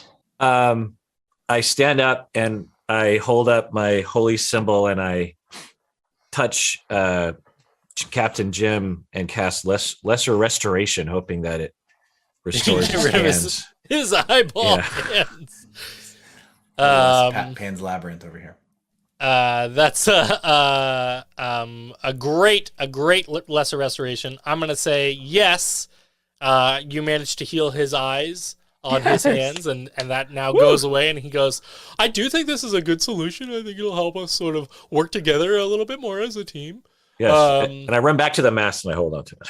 And then he says, Grollo, I don't want to be presumptuous towards your role that you have now taken on steering the ship. I'm already running towards the front of the ship. Be willing to take it over if you would prefer. I'm already running towards the front of the ship. He's saying that as he's like taking over the. Yeah. We also just got another donation in, so we have another card, and that'll be a random draw, and that puts us over the limit. And so. Alrighty. Oh no. Well, the random draw is for Shoosh. Okay. Shoosh, you summon accidentally 99 adorable, sentient, neutral good puppies. Oh no. Great to having a Charm storm. as a free action. I hope they eat bats. Oh, they immediately just start falling over into the oblivion. Yes. Shush, are you doing anything to keep the 99 puppies on the ship that's careening through space? Oh no! Now there are more bats without wings on the ship. I must stab them. I'm gonna go one better and say, let's see. We also have to replace a piece of equipment. So that is a piece of Grollo's equipment, and Grollo, you are replacing your weapon. Oh no! Wait, you still got your claws though. You still have your claws. You just still have your claws. My Wolverines With 99 puppies. but my special And I have a special table here that I have for whenever your equipment gets replaced. Your weapon is replaced with a piece of satin cloth. You now have like a long piece of satin cloth about the dimensions of your weapon. No! Oh my gosh! Well, it's in the very back. It's soft. in my back right now. Right now, it's in my back. So I'm not because I couldn't hold my weapon It's right like now a if I scarf tried. at this point, I think is So, what that something sort of becomes. just got way lighter, and I'm like, but I'm still trying to like start. I think that the things that just landed on the ship are bats without wings, so I'm trying to stab at them, and I don't know if Shushu wants to those try are to the stop puppies? them. You're trying Yeah, to stab at the puppies. Well, because I don't know. I just saw like things appear out of nowhere, and I'm thinking, a bunch of yeah. puppies. So I'm like, oh, more bats, and then I'm also trying to like get at bats that are in the air. So, Shush, are you doing anything to stop Grollo from brutally skewering a literal boatload of puppies? So, are these puppies magic puppies? I'm gonna say yes. Do they look like they could be fierce in battle? I'm gonna say no. I was gonna say, can I like there are a lot of them. throw them at the bats? There's only one way to You find out. can do that. God. Yes. There's only you one way can to find throw out, them. Adam. So, I wonder if Bone Bread was morally turpitudinous. I'm not sure about throwing puppies at space bats. I mean, I suppose as I get close enough to the puppies, I probably see that do you- they're not bats. Do you want to stop Grollo? Oh, in some way? absolutely. But he does. say What are you? something Are you to gonna? Are you poking them with your fingernails like Well, Cruella Deville? Like what's your? Listen, He already has like 9 skewered on his. I understand He my says, "Woo, woo, woo, woo, woo." understand my train of quote thought is, okay, I've never had the opportunity to have these amazing weapon hands, so I'm gonna make the best out of it. But out of nowhere, things that in my brain seem to be more bats showed up. So I'm just kind of like wildly stabbing. I don't know if these nails are actually hurting the puppies or anything. I don't know, but I think the puppies are invincible because they're magic. These puppies are they're magic puppies. There's no way that Adam, as a game master, would let you skewer these puppies. So I think that they are like they just feel like they're just scratched, like they got a nice back scratch. But yeah, they're ghost puppies. So you have like finger puppets on all your hands. I'll allow it. All right, so now the puppies are they can be skewered, but it doesn't seem to impact them in any way. I'm like a 10-headed Cerberus. So now you've got because now I have got hands full of puppies, puppy hands. And now they're all hungry. They're just as adorable. They're barking. They're going ruff ruff on your fingers, and they're trying to lick. They're trying to lick your face while you're trying to hold on to these. Do they eat bats by any chance? You're gonna have to get them closer to the bats and find. I think that's the. All right, how close are we to the bats? You are steering towards them. Jim is happily steering the ship. Jim seems to have a really, really good handle on how to steer the ship, and he's actually pulling you up. You're sort of losing altitude, but you're not landing all the way back down on the astral sea. You're actually sailing upwards. Toward the giant and toward the bats. Now the bats seem to be sort of swarming around the giant. So they're like mosquitoes to it. As the bats are latching on, you can see the giant is like trying to scrape them off of himself as he's sort of flailing about, and that's what's causing the storms and the lightning bolts and everything like that. I was kind of counting the number of Disney references I could make with this. We were kind of doing like a King Triton thing, and then we had a Cruella DeVille thing, and now I just went full Treasure Planet as we're on a flying ship. Yeah, absolutely. So now that there's also a character named Jim in Treasure Planet. That's beautiful. Invincible puppies. Now that they're canon, we're just chucking the puppies at the bats. Awesome. That sounds perfect. Everybody, everybody who's throwing puppies. roll or attacking with puppies. Roll some attack rolls on these bats with your puppies. Would this be a dexterity, like a thrown weapon? You can use your like a thrown weapon roll if you have one of those. Is that always dexterity, or can that be strength sometimes? I'll let you use strength. I'm not gonna continue to punish you, you, Kirk. We're on a boat in the astral plane. Your poor character is 23. You know what? Every check in this game is actually dexterity. Yeah, God damn that's it. just the rest of the game. 23, you said? Yeah. That's an amazing throw. You are an expert puppy thrower. I've been practicing. So, are we still rolling the D4 bonus thing? No, that was only one. No, that was. I think it was just for that one. Okay. Yeah. Well, then I only got 14. I got a 22. Yeah, those are great. Actually, a 14 is enough to hit too. As you guys, the bats are not terribly hard to hit, but Grollo, you're also like clawing at them with puppy hands. So, or somebody in chat said finger puppets, finger puppies, which is like extra appropriate. Do my nails start breaking at some point? They last for an hour, so they'll just go away after an hour. I'm gonna say they're also indestructible because that's the way we're it's adamantium claws. They're adamantium claws. Your Lady Death Strike.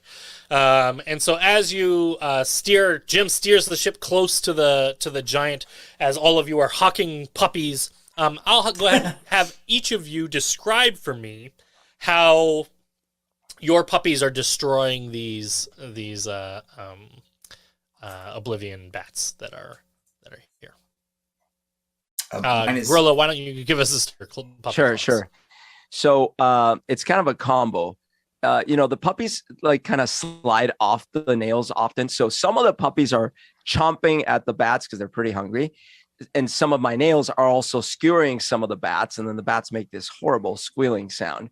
But then this gives me singing ideas for the band. So I'm sort of like kind of daydreaming as I'm doing it. I'm like, ooh, yeah, that's nice. Ah!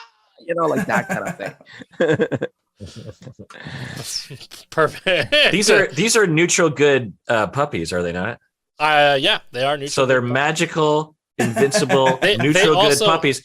So when They I also throw can it, cast charm as a free action. okay. Well, I throw it. I mean, they've charmed us all regardless. But I throw it, and since it's a magical neutral good puppy, it just I don't even have to get it straight on, but it gets it, and then immediately these fangs come out and just goes on the neck of the Minoc. As the puppies in Minox are sort of careening in midair and falling towards the astral sea. And I'm like, ooh, puppy, scary. Adam, will you give me a description too? Mine is like it's like when Pac-Man gets the big dot. It's like na na na na na na na, and it just like chomps up one of the bats right out of the air, and then Everything sort of freezes for a second, and then all the other bats sort of try to get away from the puppy. As it's Yep. Yeah. And then it splashes in the ocean. Awesome. Entirely because of your wonderful successes in problem solving, and not because I need to move the story forward. You destroy all of the Minoc Oblivion bats. And the giant, the storm sort of starts to settle. Your ship sort of careens down towards the astral sea, crashing back into the water with a tremendous splash. But the storm giant seems to notice you as the remaining Oblivion bats seem to be dissipating, and the storms start to settle and calm. And the storm giant sort of waves at you from as like a thank you from far away. Nice. How many bats do you have? Or how many dogs do you have left? You have 5 dogs left. Okay. You had to throw a lot of dogs. Also, a lot of them just fell off the ship because Yeah, they were just nice. floating. It was like rocking all over the place. I'm starting gonna hold to this game. think- We threw 94 dogs. That's 94. I'm starting to think these aren't bats on my nails anymore. You don't have them all. You don't. You don't have them on all of your nails either. A lot of them fell off while you were. Yeah. With that, Jim says, well, let's go and get you some great instruments because that was a great learning experience, and I feel like we as a team have really come into our own in a lot of senses. So we'll go ahead and steer towards the Isle of Junk on our way to the Battle of the Bands, if that works for you. Totally works for us. Wonderful. Like your Let's attitude, do it. Captain Jim. And great steering, by the way. Then I encourage everybody to have like a nice rest and like maybe what we will call like a short rest, and you can have like an opportunity to sort of catch your breath and kind of get yourself back into things. And I just want to give everybody like a big thumbs up for really great job, everyone. Hey, Jim, where did we stash those pastries? Jim says, oh, I kept them like really safe in here. That's mostly my job is like to figure out where to put the pastries on the ship normally. And so he opens like a little compartment and you've got a nice stack of delicious pastries made of bone bread. Oh no, this is terrible. They only gave us enough for me. And with that, I think that's actually where we're going to take. We're going to take a quick 5-minute break, give us a chance to use the restroom and to gather things up. Everybody, if you do donations over the break, I will have them enact as soon as we get back and as we jump into the Isle of Junk, as we jump back into the things. But thank you so much for all the chaos so far. I hope to keep it going. We'll see you in a few minutes. Welcome back, everyone. So glad to be back. If you're just joining us, we're in the middle of a game where some wild stuff has happened. We're on our way to the Isle of the Battle of the Bands to defend the title of Moradin, our band, and on the way have now summoned a whole bunch of invincible puppies that have become a part of that. We also have a new donation incentive that our esteemed producer has offered. It is an awesome donation incentive that if anybody donates exactly $299.31, which will push us to our $1,000 fundraising goal, that Jake will run a game of Heckhounds for you and 4 friends on this channel, and you have an opportunity to play through that. That is a fun game where you are sent to Earth to track an escaped soul, but by accident you are sent to Earth as a puppy. And all of you are in puppy bodies instead of regular ones, which sounds absolutely hilarious, and I'm sure it'd be like a tremendous amount of fun. So if somebody wants to jump into that donation, you have the opportunity to do so. Also, you can donate more cards. You can donate cards to Shush, Grollo, or Thrain, or of course our NPC Jim, who's trying to keep things light and positive and keep everybody really encouraged towards their goals as you head to the Isle of Junk. And with that, we will jump back into our game. All of you are sailing along the Astral Sea. It's a beautiful sight, the Astral Sea. It's like you're sailing through space. You can feel the wind and the Astral Sea water that doesn't seem like quite water. It's sort of almost like a mystical see-through goo or something that is splashing up from the waves around you. As you travel along after a short time of traveling together, and I'll remind you that all of you had the opportunity for a short rest if you needed to heal up or get any hit points back or anything like that. Are my nails gone? Your nails have disappeared at this point. Okay. So I'm very sad about this. Also, any puppies that were remaining have also suddenly vanished. And they're no longer around. And you can see up on the horizon as you get closer is what appears to be an island, except that as you get closer and closer to it, you can see it is made entirely of junk. And you can see up above the island are sort of odd portals that keep appearing, and you watch as stuff sort of falls down, collecting on top of this island. See, it appears Ragnarok. This is basically like the realm of junk from Ragnarok. It appears that there's just stuff that gets lost or inside of this place in the afterlife, sort of winds up here in this island of junk. Jim says, so this is the island of junk. It is a pretty cool place. I think it's probably a good place for us to sort of stop for a moment and we can look for your instruments. I'll bet there's probably some instruments here. Probably something you can find that'll like really sharpen up your image for the battle of the bands. Because, half of being a band is about your image. Mm. What's the point? I don't have my claws anymore. I don't even know if I can go on. Well, maybe your claws are sort of a part of you spiritually. There's sort of an internal part of you. Like, imagine if your personhood had claws, except that you don't now, but you do sort of.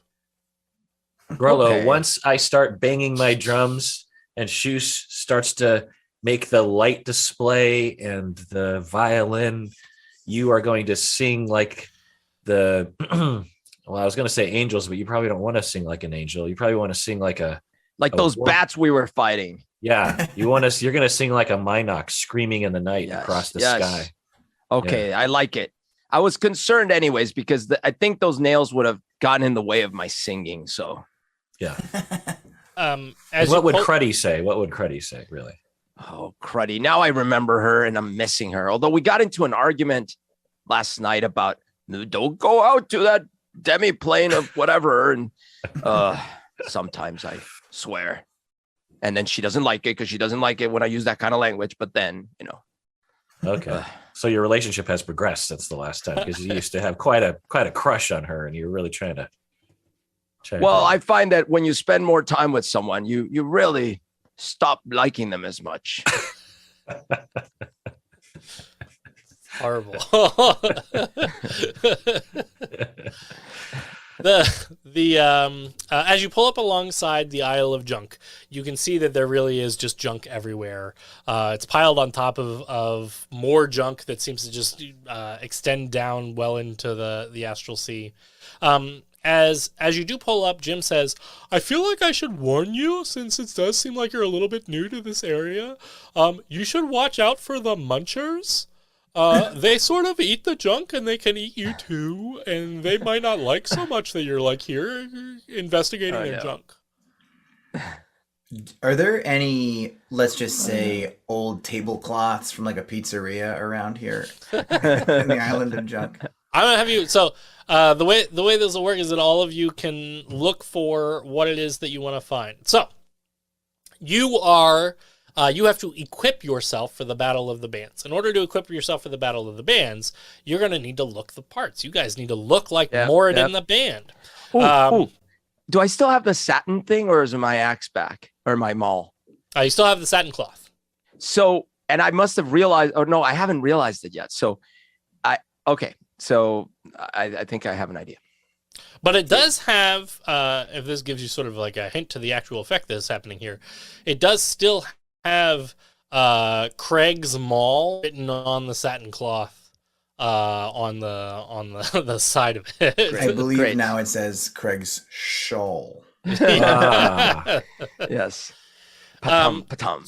So my question for each of you is, obviously you need outfits. It sounds like you're going to go with the classic motif, the pizzeria tablecloth, ponchos. Mm. It's like Kiss needs their makeup. It's totally true. Listen, no one worry about these munchers, you call them. I've got my trusty. Oh, what is this? Where's my maul? It appears to be like a piece of satin cloth. It's sort of like a very soft cloth. It's like it's very good to grab onto. It's a nice feeling, like maybe against your skin. That was my father's maul. This has got the same sign on it, though. I wonder if I could. Oh, It is nice and that warm. looks kind of nice. Yeah. I just wrapped it around my neck, you know.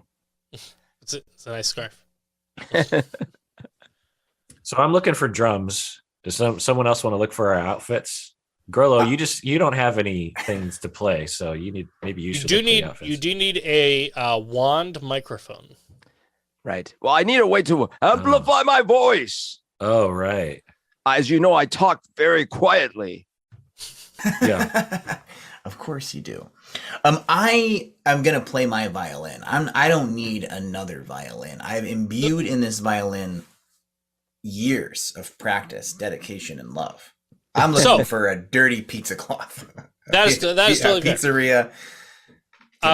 I encourage you that if you want to have this is the opportunity for all of you to sort of find junk that can like create the image that you want to have for your character as you're going to be on stage. So if you want to like play your violin, but you want to adorn it with like neon lights or something like that to pull an image together, or you want to like slap some pizzas around it and really lean into the pizzeria thing, whatever it is that you want to do, whether that's a new instrument or whether that's a thing for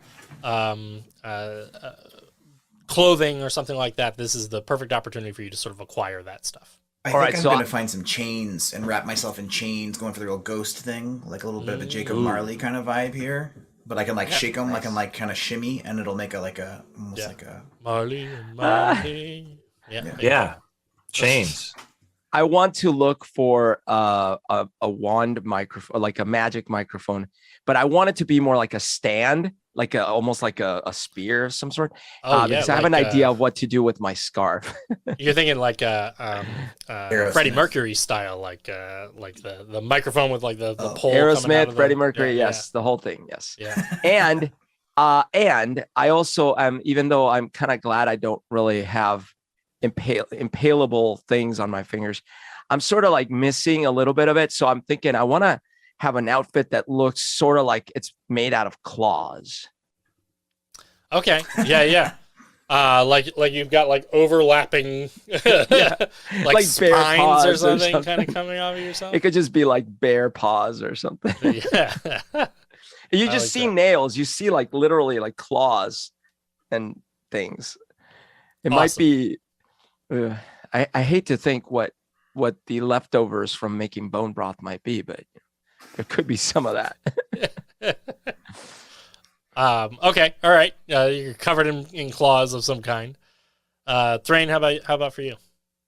Yeah, I like the chains, and also I'm just looking for a bunch of things to bang on that would approximate drums. Yeah. Are you thinking like street drummer style, like you've got buckets and stuff like that, or you want like a full on like rock metal kit?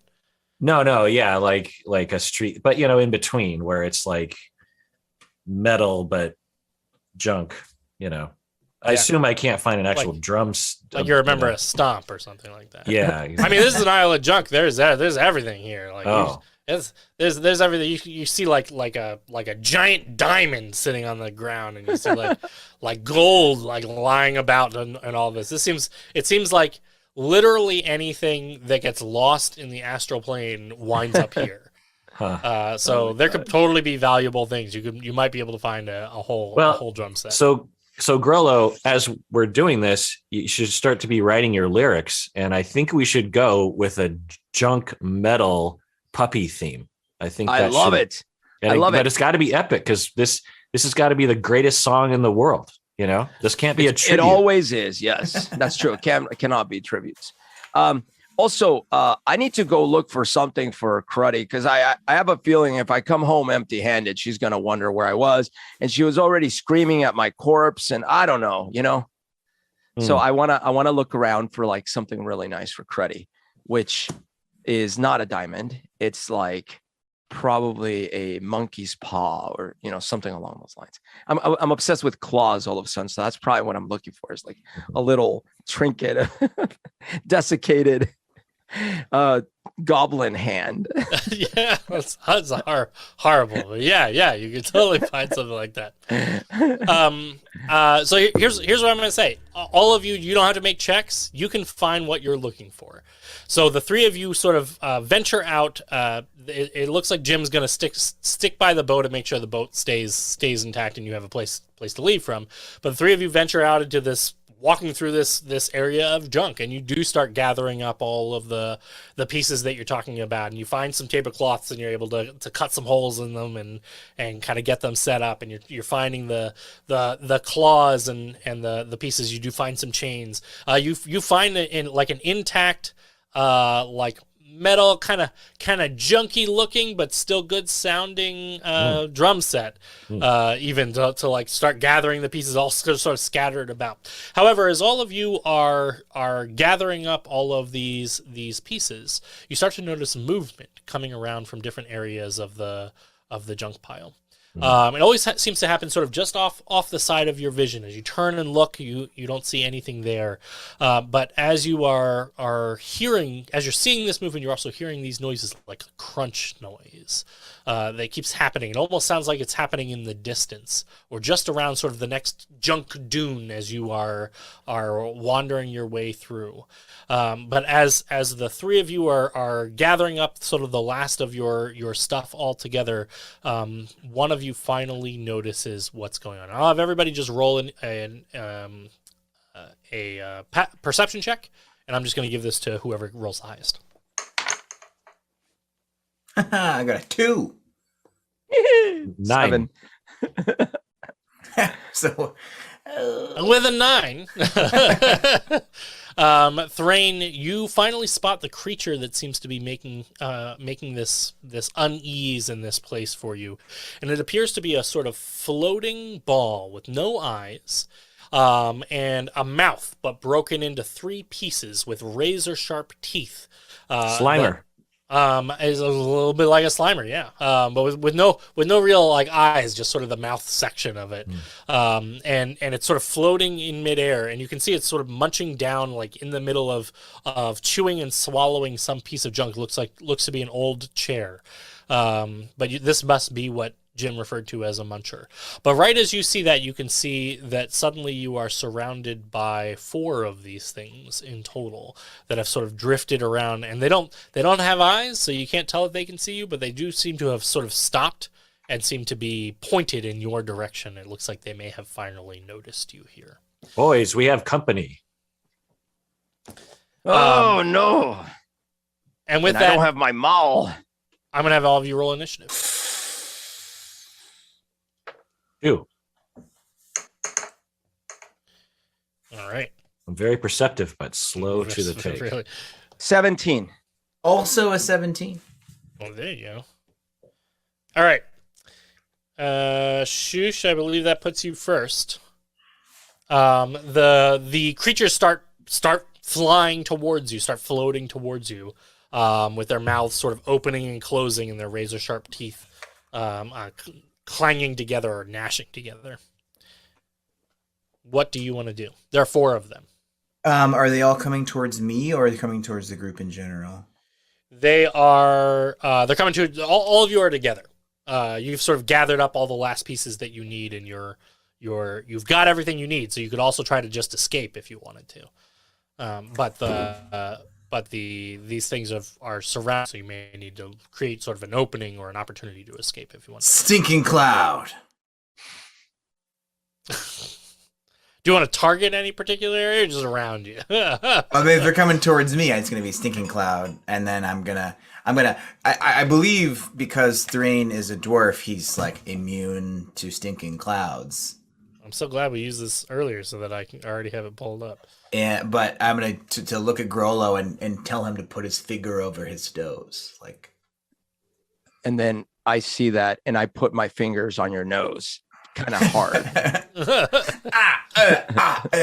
And then I start going like, "What's that smell?" Awesome. They all have to make Constitution saving throws. You weren't sure whether or not this was work because they don't seem to have noses, but it does seem to affect them. It's a 15. Awesome. They They all fail except for 1. So 3 of the 4 of them fail. And what does it even do? I don't know. They spend their actions retching and reeling. Oh no. Okay. Well, we'll find out what that happens because that'll be on This their is turn. super effective. They look kind of sick. They look kind of like their colors draining out of them a little bit. I leveled up, and then I got a new spell, and I was like, I'm gonna get stinking cloud. And then you clearly capitalized on your. Here we level. are. Yeah. Yeah. No, this is the big reveal. But I'm also gonna power chord when I stinking cloud. Yeah. All right, the stinking cloud erupts from you, sickening 3 of these things. That's gonna make you Grollo's turn. Okay, so I'm sitting here, kind of like trying to now cover my nose, and I'm through my hand. I'm saying, "You should have warned me." And then, but I yell at Thrain. I'm like, "Do the tree thing!"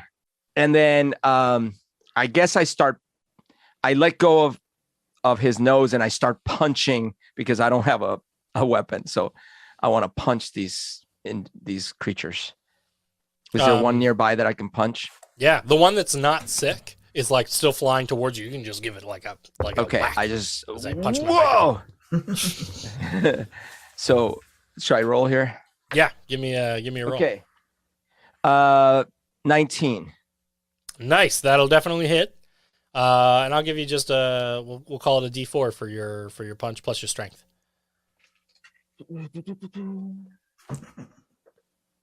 Oh, 5. It's still a solid like thwack on the outside of this floaty roundy ball. As you punch into it. Give me a description. This isn't going to kill it or anything, but this is a solid hit against it. Give me a description. It's like I'm holding my mouth with one hand, and so I'm making a disgusted face already. So it's like this disgusted face as I'm punching, and then I'm missing at the same time. I'm missing my claws. I'm like, if I only had my claws. So it's kind of like the expression I'm giving is a mix between disgust and longing. And then I'm like, punch. And then the creature, the last thing they look at me before they receive the punch is the creature's like also getting confused by my expression. I don't know how to show confusion on a creature that's all mouth.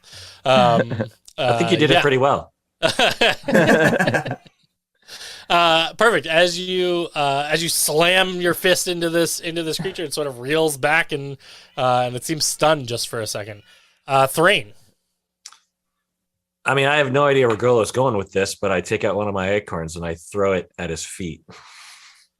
You will throw it at Grolo's feet? Nearby him. I don't know what he's going to do with this, but I throw it near him, yeah. Is that what you were aiming for, Grolo? No. I was thinking, well, there was the part of me that still wanted to see Don't tell me. All I heard was what you said, and so I'm doing it. Sure. All right. You throw it at Grolo's feet. Grolo, make a dexterity saving throw. Ouch. 11 plus 2, 13. Awesome. Grolo, you go flying into the air as the tree erupts from underneath you. But you succeeded your dexterity saving throw, so you do fly in the air toward the boat, which is really great. Yes. So as you launch into the air, you sort of careen through the air, heading towards the boat. The mouth creature seems even more confused by the circumstances that are happening. With that, it becomes the mouth creature's turn. They're all sick, and they spend their turn retching. Unfortunately, these creatures eat junk. That is all they eat, and they'll eat it almost entirely whole. So, Thrain and Shush, both of you make me dexterity saving throws as the 3 remaining munchers all open their wildly gigantic mouths, and then a stream of junk flies out towards you. I got a 9. I got a 5. Awesome. Both of you are hit by streams of junk. I'm going to say you each take... Somehow the two of you are taking lots of damage. You each take 6 damage, so it's not a crazy amount of damage. As the junk just it's literally like a pillar of junk as it comes launching out of this creature's mouth, slamming into your chest and sending you flying backwards. Does it feel like a gift? Yeah.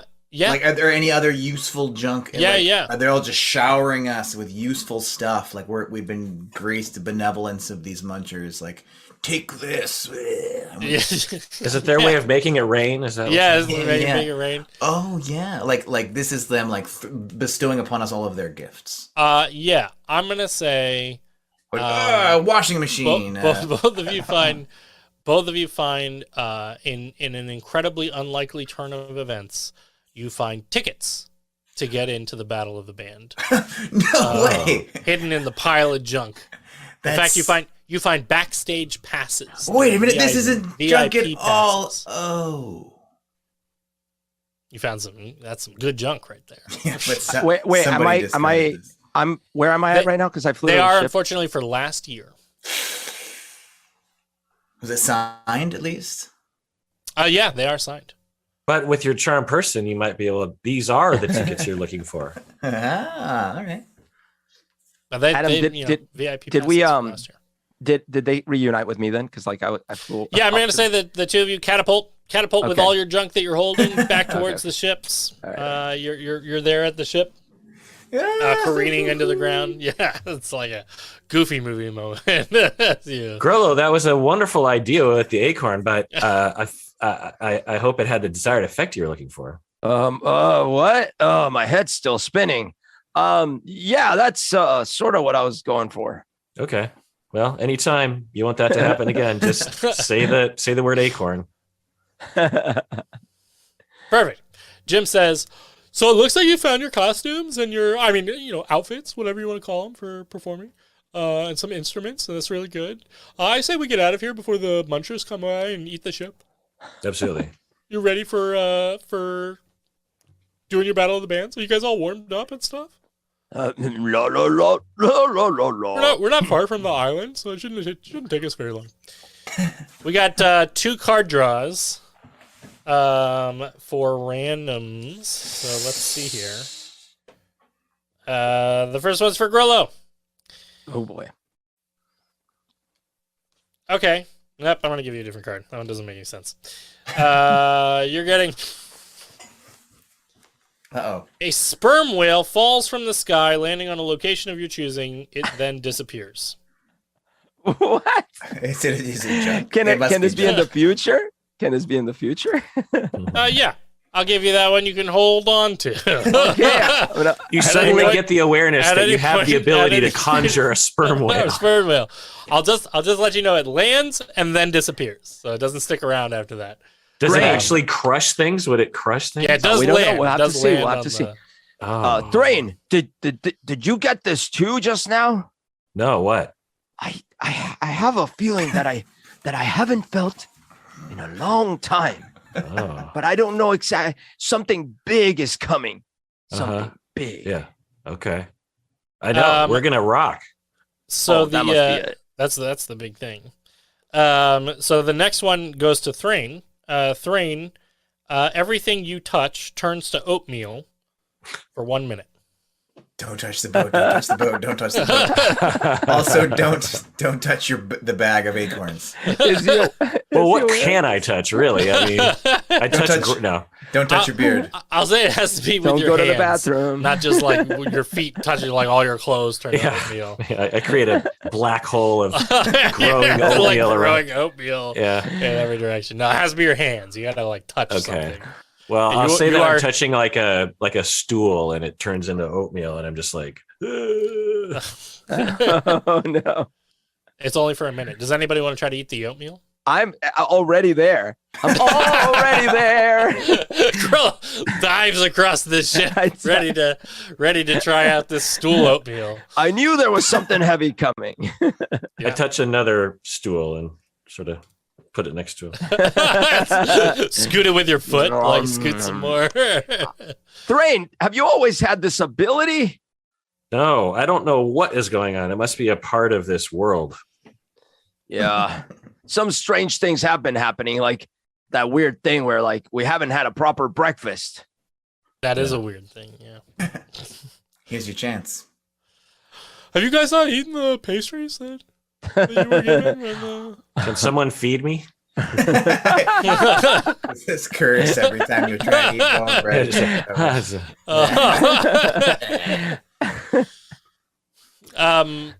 Perfect. I guess with all that, you are all headed toward the Battle of the Bands.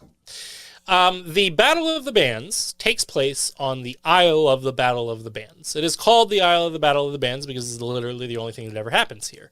The Isle of the Battle of the Bands is sort of like it's a destination place. It has a giant coliseum that allows for the opportunity for viewing these spectacular bands, these afterlife bands in this place. It's also a multi-day, many-day-long event. However, you are at the last day, and in fact, the last sort of edge of the Battle of the Bands. As a result, all the tickets are sold out.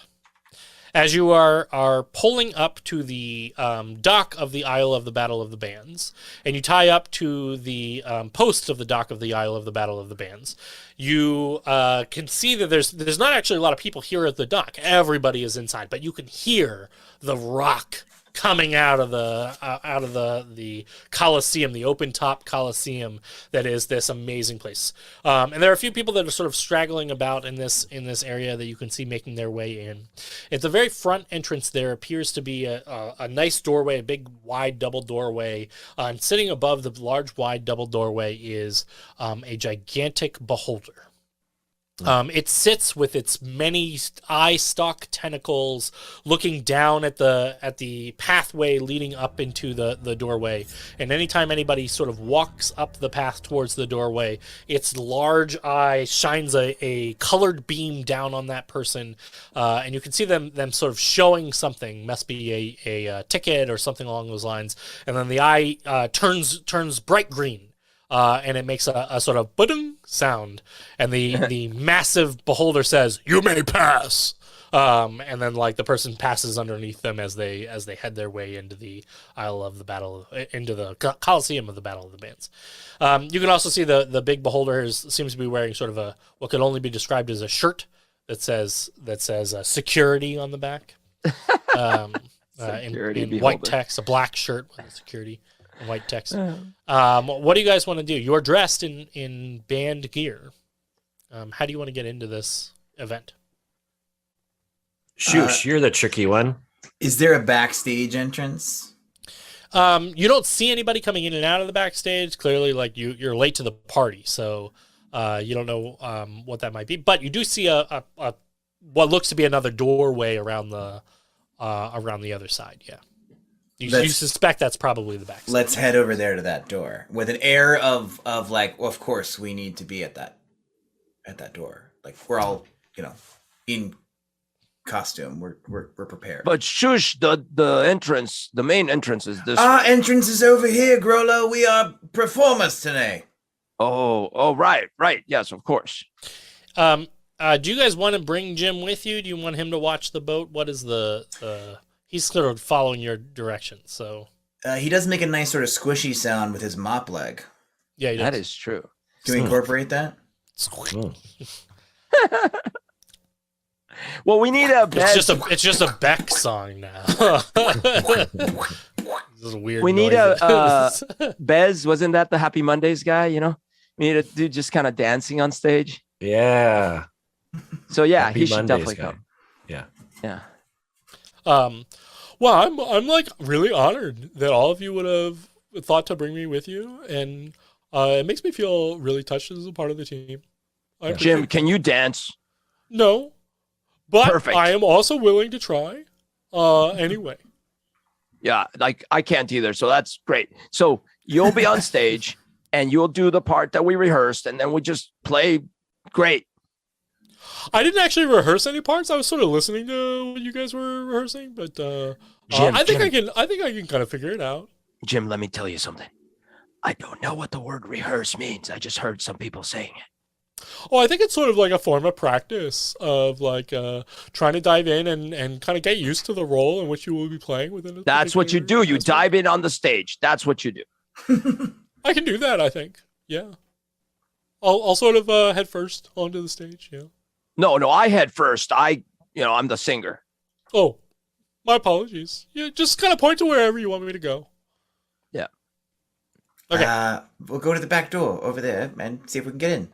Oh, all right. I'll go ahead and give that a try. Yeah, you go first, Jim, and see if they let you in. Put your best leg forward. I mean, At the back door, there appears to be a sort of a smaller beholder.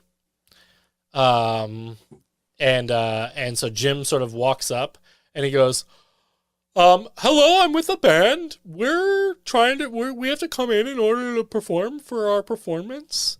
And the beholder, the smaller beholder that is at the stage entrance door, says, present your tickets. And Jim holds up his pass, and the beholder says, your ticket is out of date, and then disintegrates Jim. Oh my god! Oh my god! I'm so sorry, Jim. Wow. God. I feel like this is becoming even more morally questionable. I say, having a piece of bone bread. This is morally question. So wait, Jim has been disintegrated. Jim has been disintegrated. Is he? Wait, but he just gets to respawn back at the spawn point. So then. far as you have been told, apparently he just winds up back in orientation. I go up to the beholder. Excuse me. Can we have our friend back, please? He says, present your pass. Hold on. Hold wait, on, Grolo. No, I'll be hold right on. back. I'll be don't right think- back. I don't think you want to go back to the spawn point. I mean, maybe you do, but maybe that's not helpful without Jim to be our pirate captain. Oh my. We have last year's VIP pass. You have last year's VIP pass. Which it seems like that wasn't good enough for Jim. It doesn't look like it worked for Jim. Oh, I have an No, idea. it definitely didn't work for Jim. He wasn't celebratorily disintegrated. Guys, I have an idea. yeah. Listen, I know normally I have the best ideas, but this time I'm not sure if this will work. Does it But- involve just rushing him? Because we tried No. that in that No. other adventure. No. Listen, I am Stinking cloud. a grown. I have grown as a Grollo, and I think we could find the impertators, the personators, the other band, and we can see if we can, because they can get in, but if we then personate them, then we get in. You see? As you are pitching this plan, all of you notice a very familiar sound coming from the Coliseum. Our song. It's your song. And you can hear the chanting and the crowds cheering as your song is being played by someone else in the Coliseum. Hey, never mind. It sounds like we're already playing. Maybe we're good to go home now. They're on stage right now. Lessadin, we will get you. Maybe on stage right now. Yeah. We're now the most done.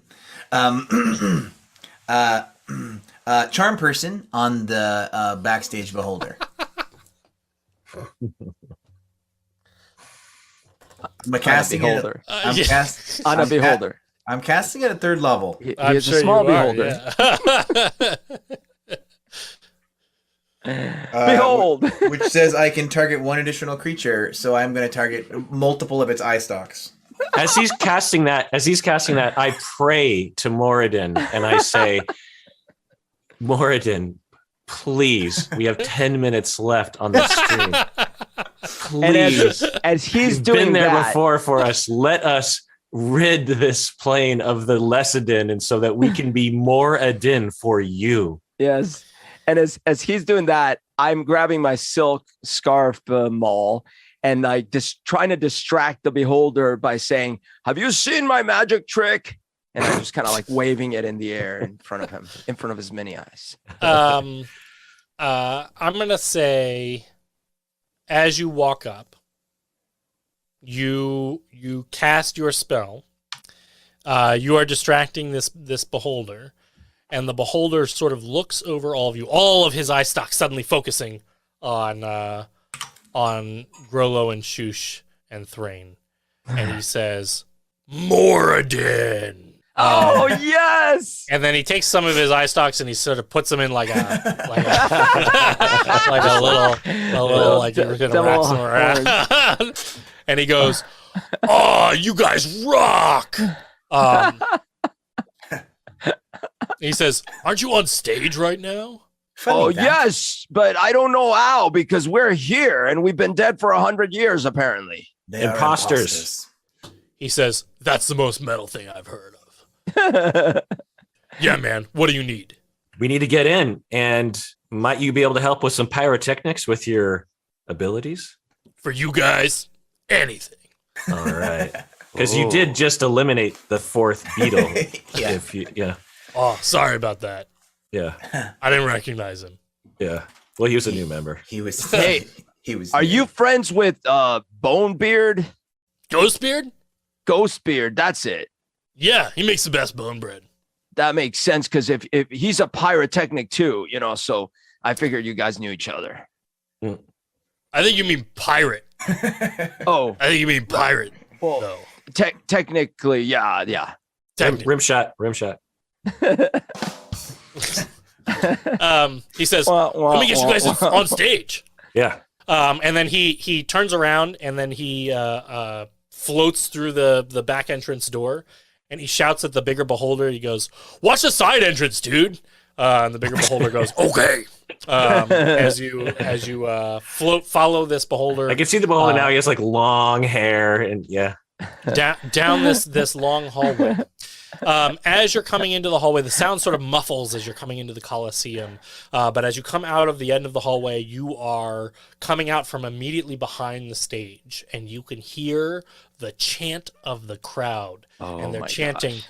"Moradin, Moradin."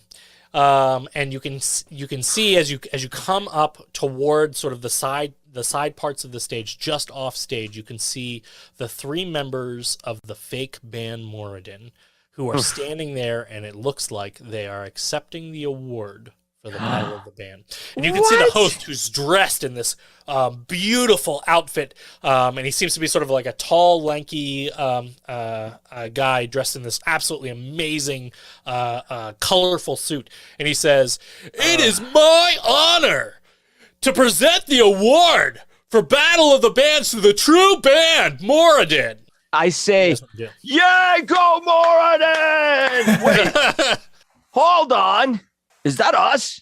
I grab Grolo's megaphone thing and I walk onto the stage and I say, "By Moradin's beard, you are an imposter."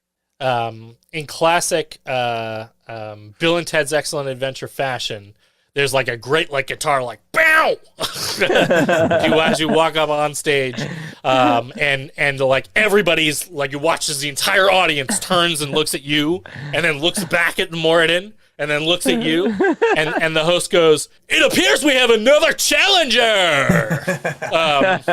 And he sort of yanks. He was like about to hand over the trophy, but he sort of yanks it back from the other band, and he goes, "Who is the real Moradin? It is time to find out with a rock-off!" And then he sort of sets the trophy in the middle of the stage, and he watches all the lights around the stage sort of shift and turn, highlighting both of you. And you can watch like a bunch of roadies all come out, and they sort of start shifting stuff around on the stage, moving the other band Moradin, and you can see the other Thrain. Crossing his arms, sort of squinting his eyes at you. I just sort of stroke my beard from top to bottom. He's stroking his beard, but it's really small. So he sort of looks embarrassed by it. Then he like puts his arm back under it. And he goes, "I'm the real Thrain." I'm not even gonna honor that with a response. I don't know who you are, but you're sad. Is there a smoke machine? Yeah, it's starting to fill up the stage. Thinking cloud. Yeah. I tell the beholder to go out and start. Okay, Shush, make a drone sound with your violin. And I tell the beholder, go out into the mist and emerge with your metal lights and wow the crowd. He says, "You got it." And he go like up to, he like floats down under the mist, and you watch as you start getting like laser light show coming up out of the. And then I just start in time with whatever music you're doing. Well, I just start, doing a rhythm on the drums, just boom, boom, boom. Think Hell's Bells AC/DC style, like the very and then take it away, boys. I initially I go up to the other Thrain because I overheard their conversation, so I'm thinking, oh, maybe I've had the wrong Thrain this whole time. But then I sort of like look on stage and I'm like, oh, no, that's the real Thrain. So I walk up, I plant my spear mic into the stage. Like I literally put it into the ground and I grab my scarf and I tie it around the mic spear. Aerosmith style. That's right. And I hang on with one hand and I start pumping my fist in the air and I go like, "Is everyone ready?" Woo! Okay, so does now, the crowd go wild? Does the crowd goes wild? They are loving this. The presentation, the drums, the full beat coming in. The crowd's stamping along with the beat as it's building. Yeah. All right, here we go. This. So Shush, give us a melody, like a sound that Grolo can sing to, and Thrain, give us a beat. Yeah, well, I just keep going. All right. Boom, boom, boom. We tie our enemies to a tree. If they got lead pies, they can go free. Puppies on my nails, how can it be? Bats eat my bone bread, upsetting me. Junk is our friend, this you know. Munchers approach us, oh no. My satin mall don't really care, 'cause we got muncher trophies a pair. Dun, dun, dun, dun, dun. Moradin rocks, even when we croak. Moradin rolls. Rocks. Oh. And that's no joke. Nothing can stop us. Check the score. Moradin rules, and that's no metaphor.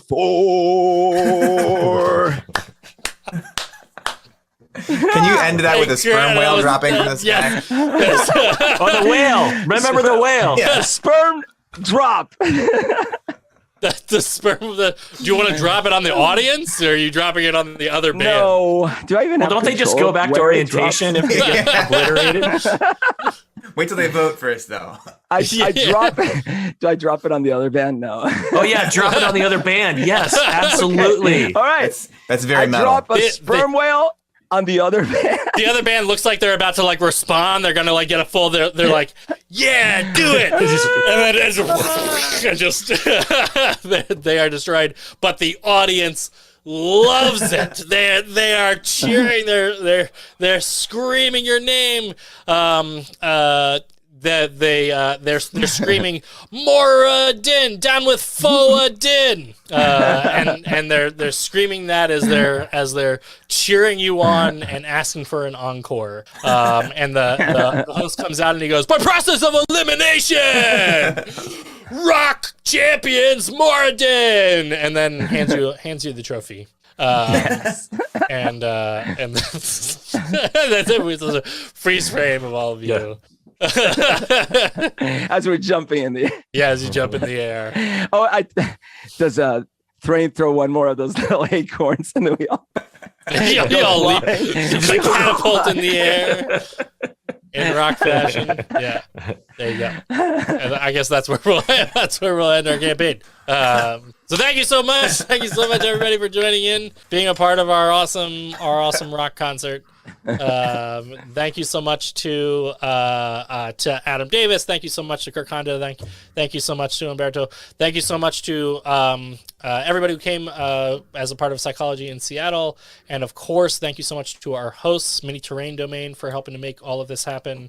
We're supposed to stick around for a few minutes, and Jake's going to do a wrap up. But thank you so much, everybody, for joining in for your donations. Great job, Josh. That was awesome.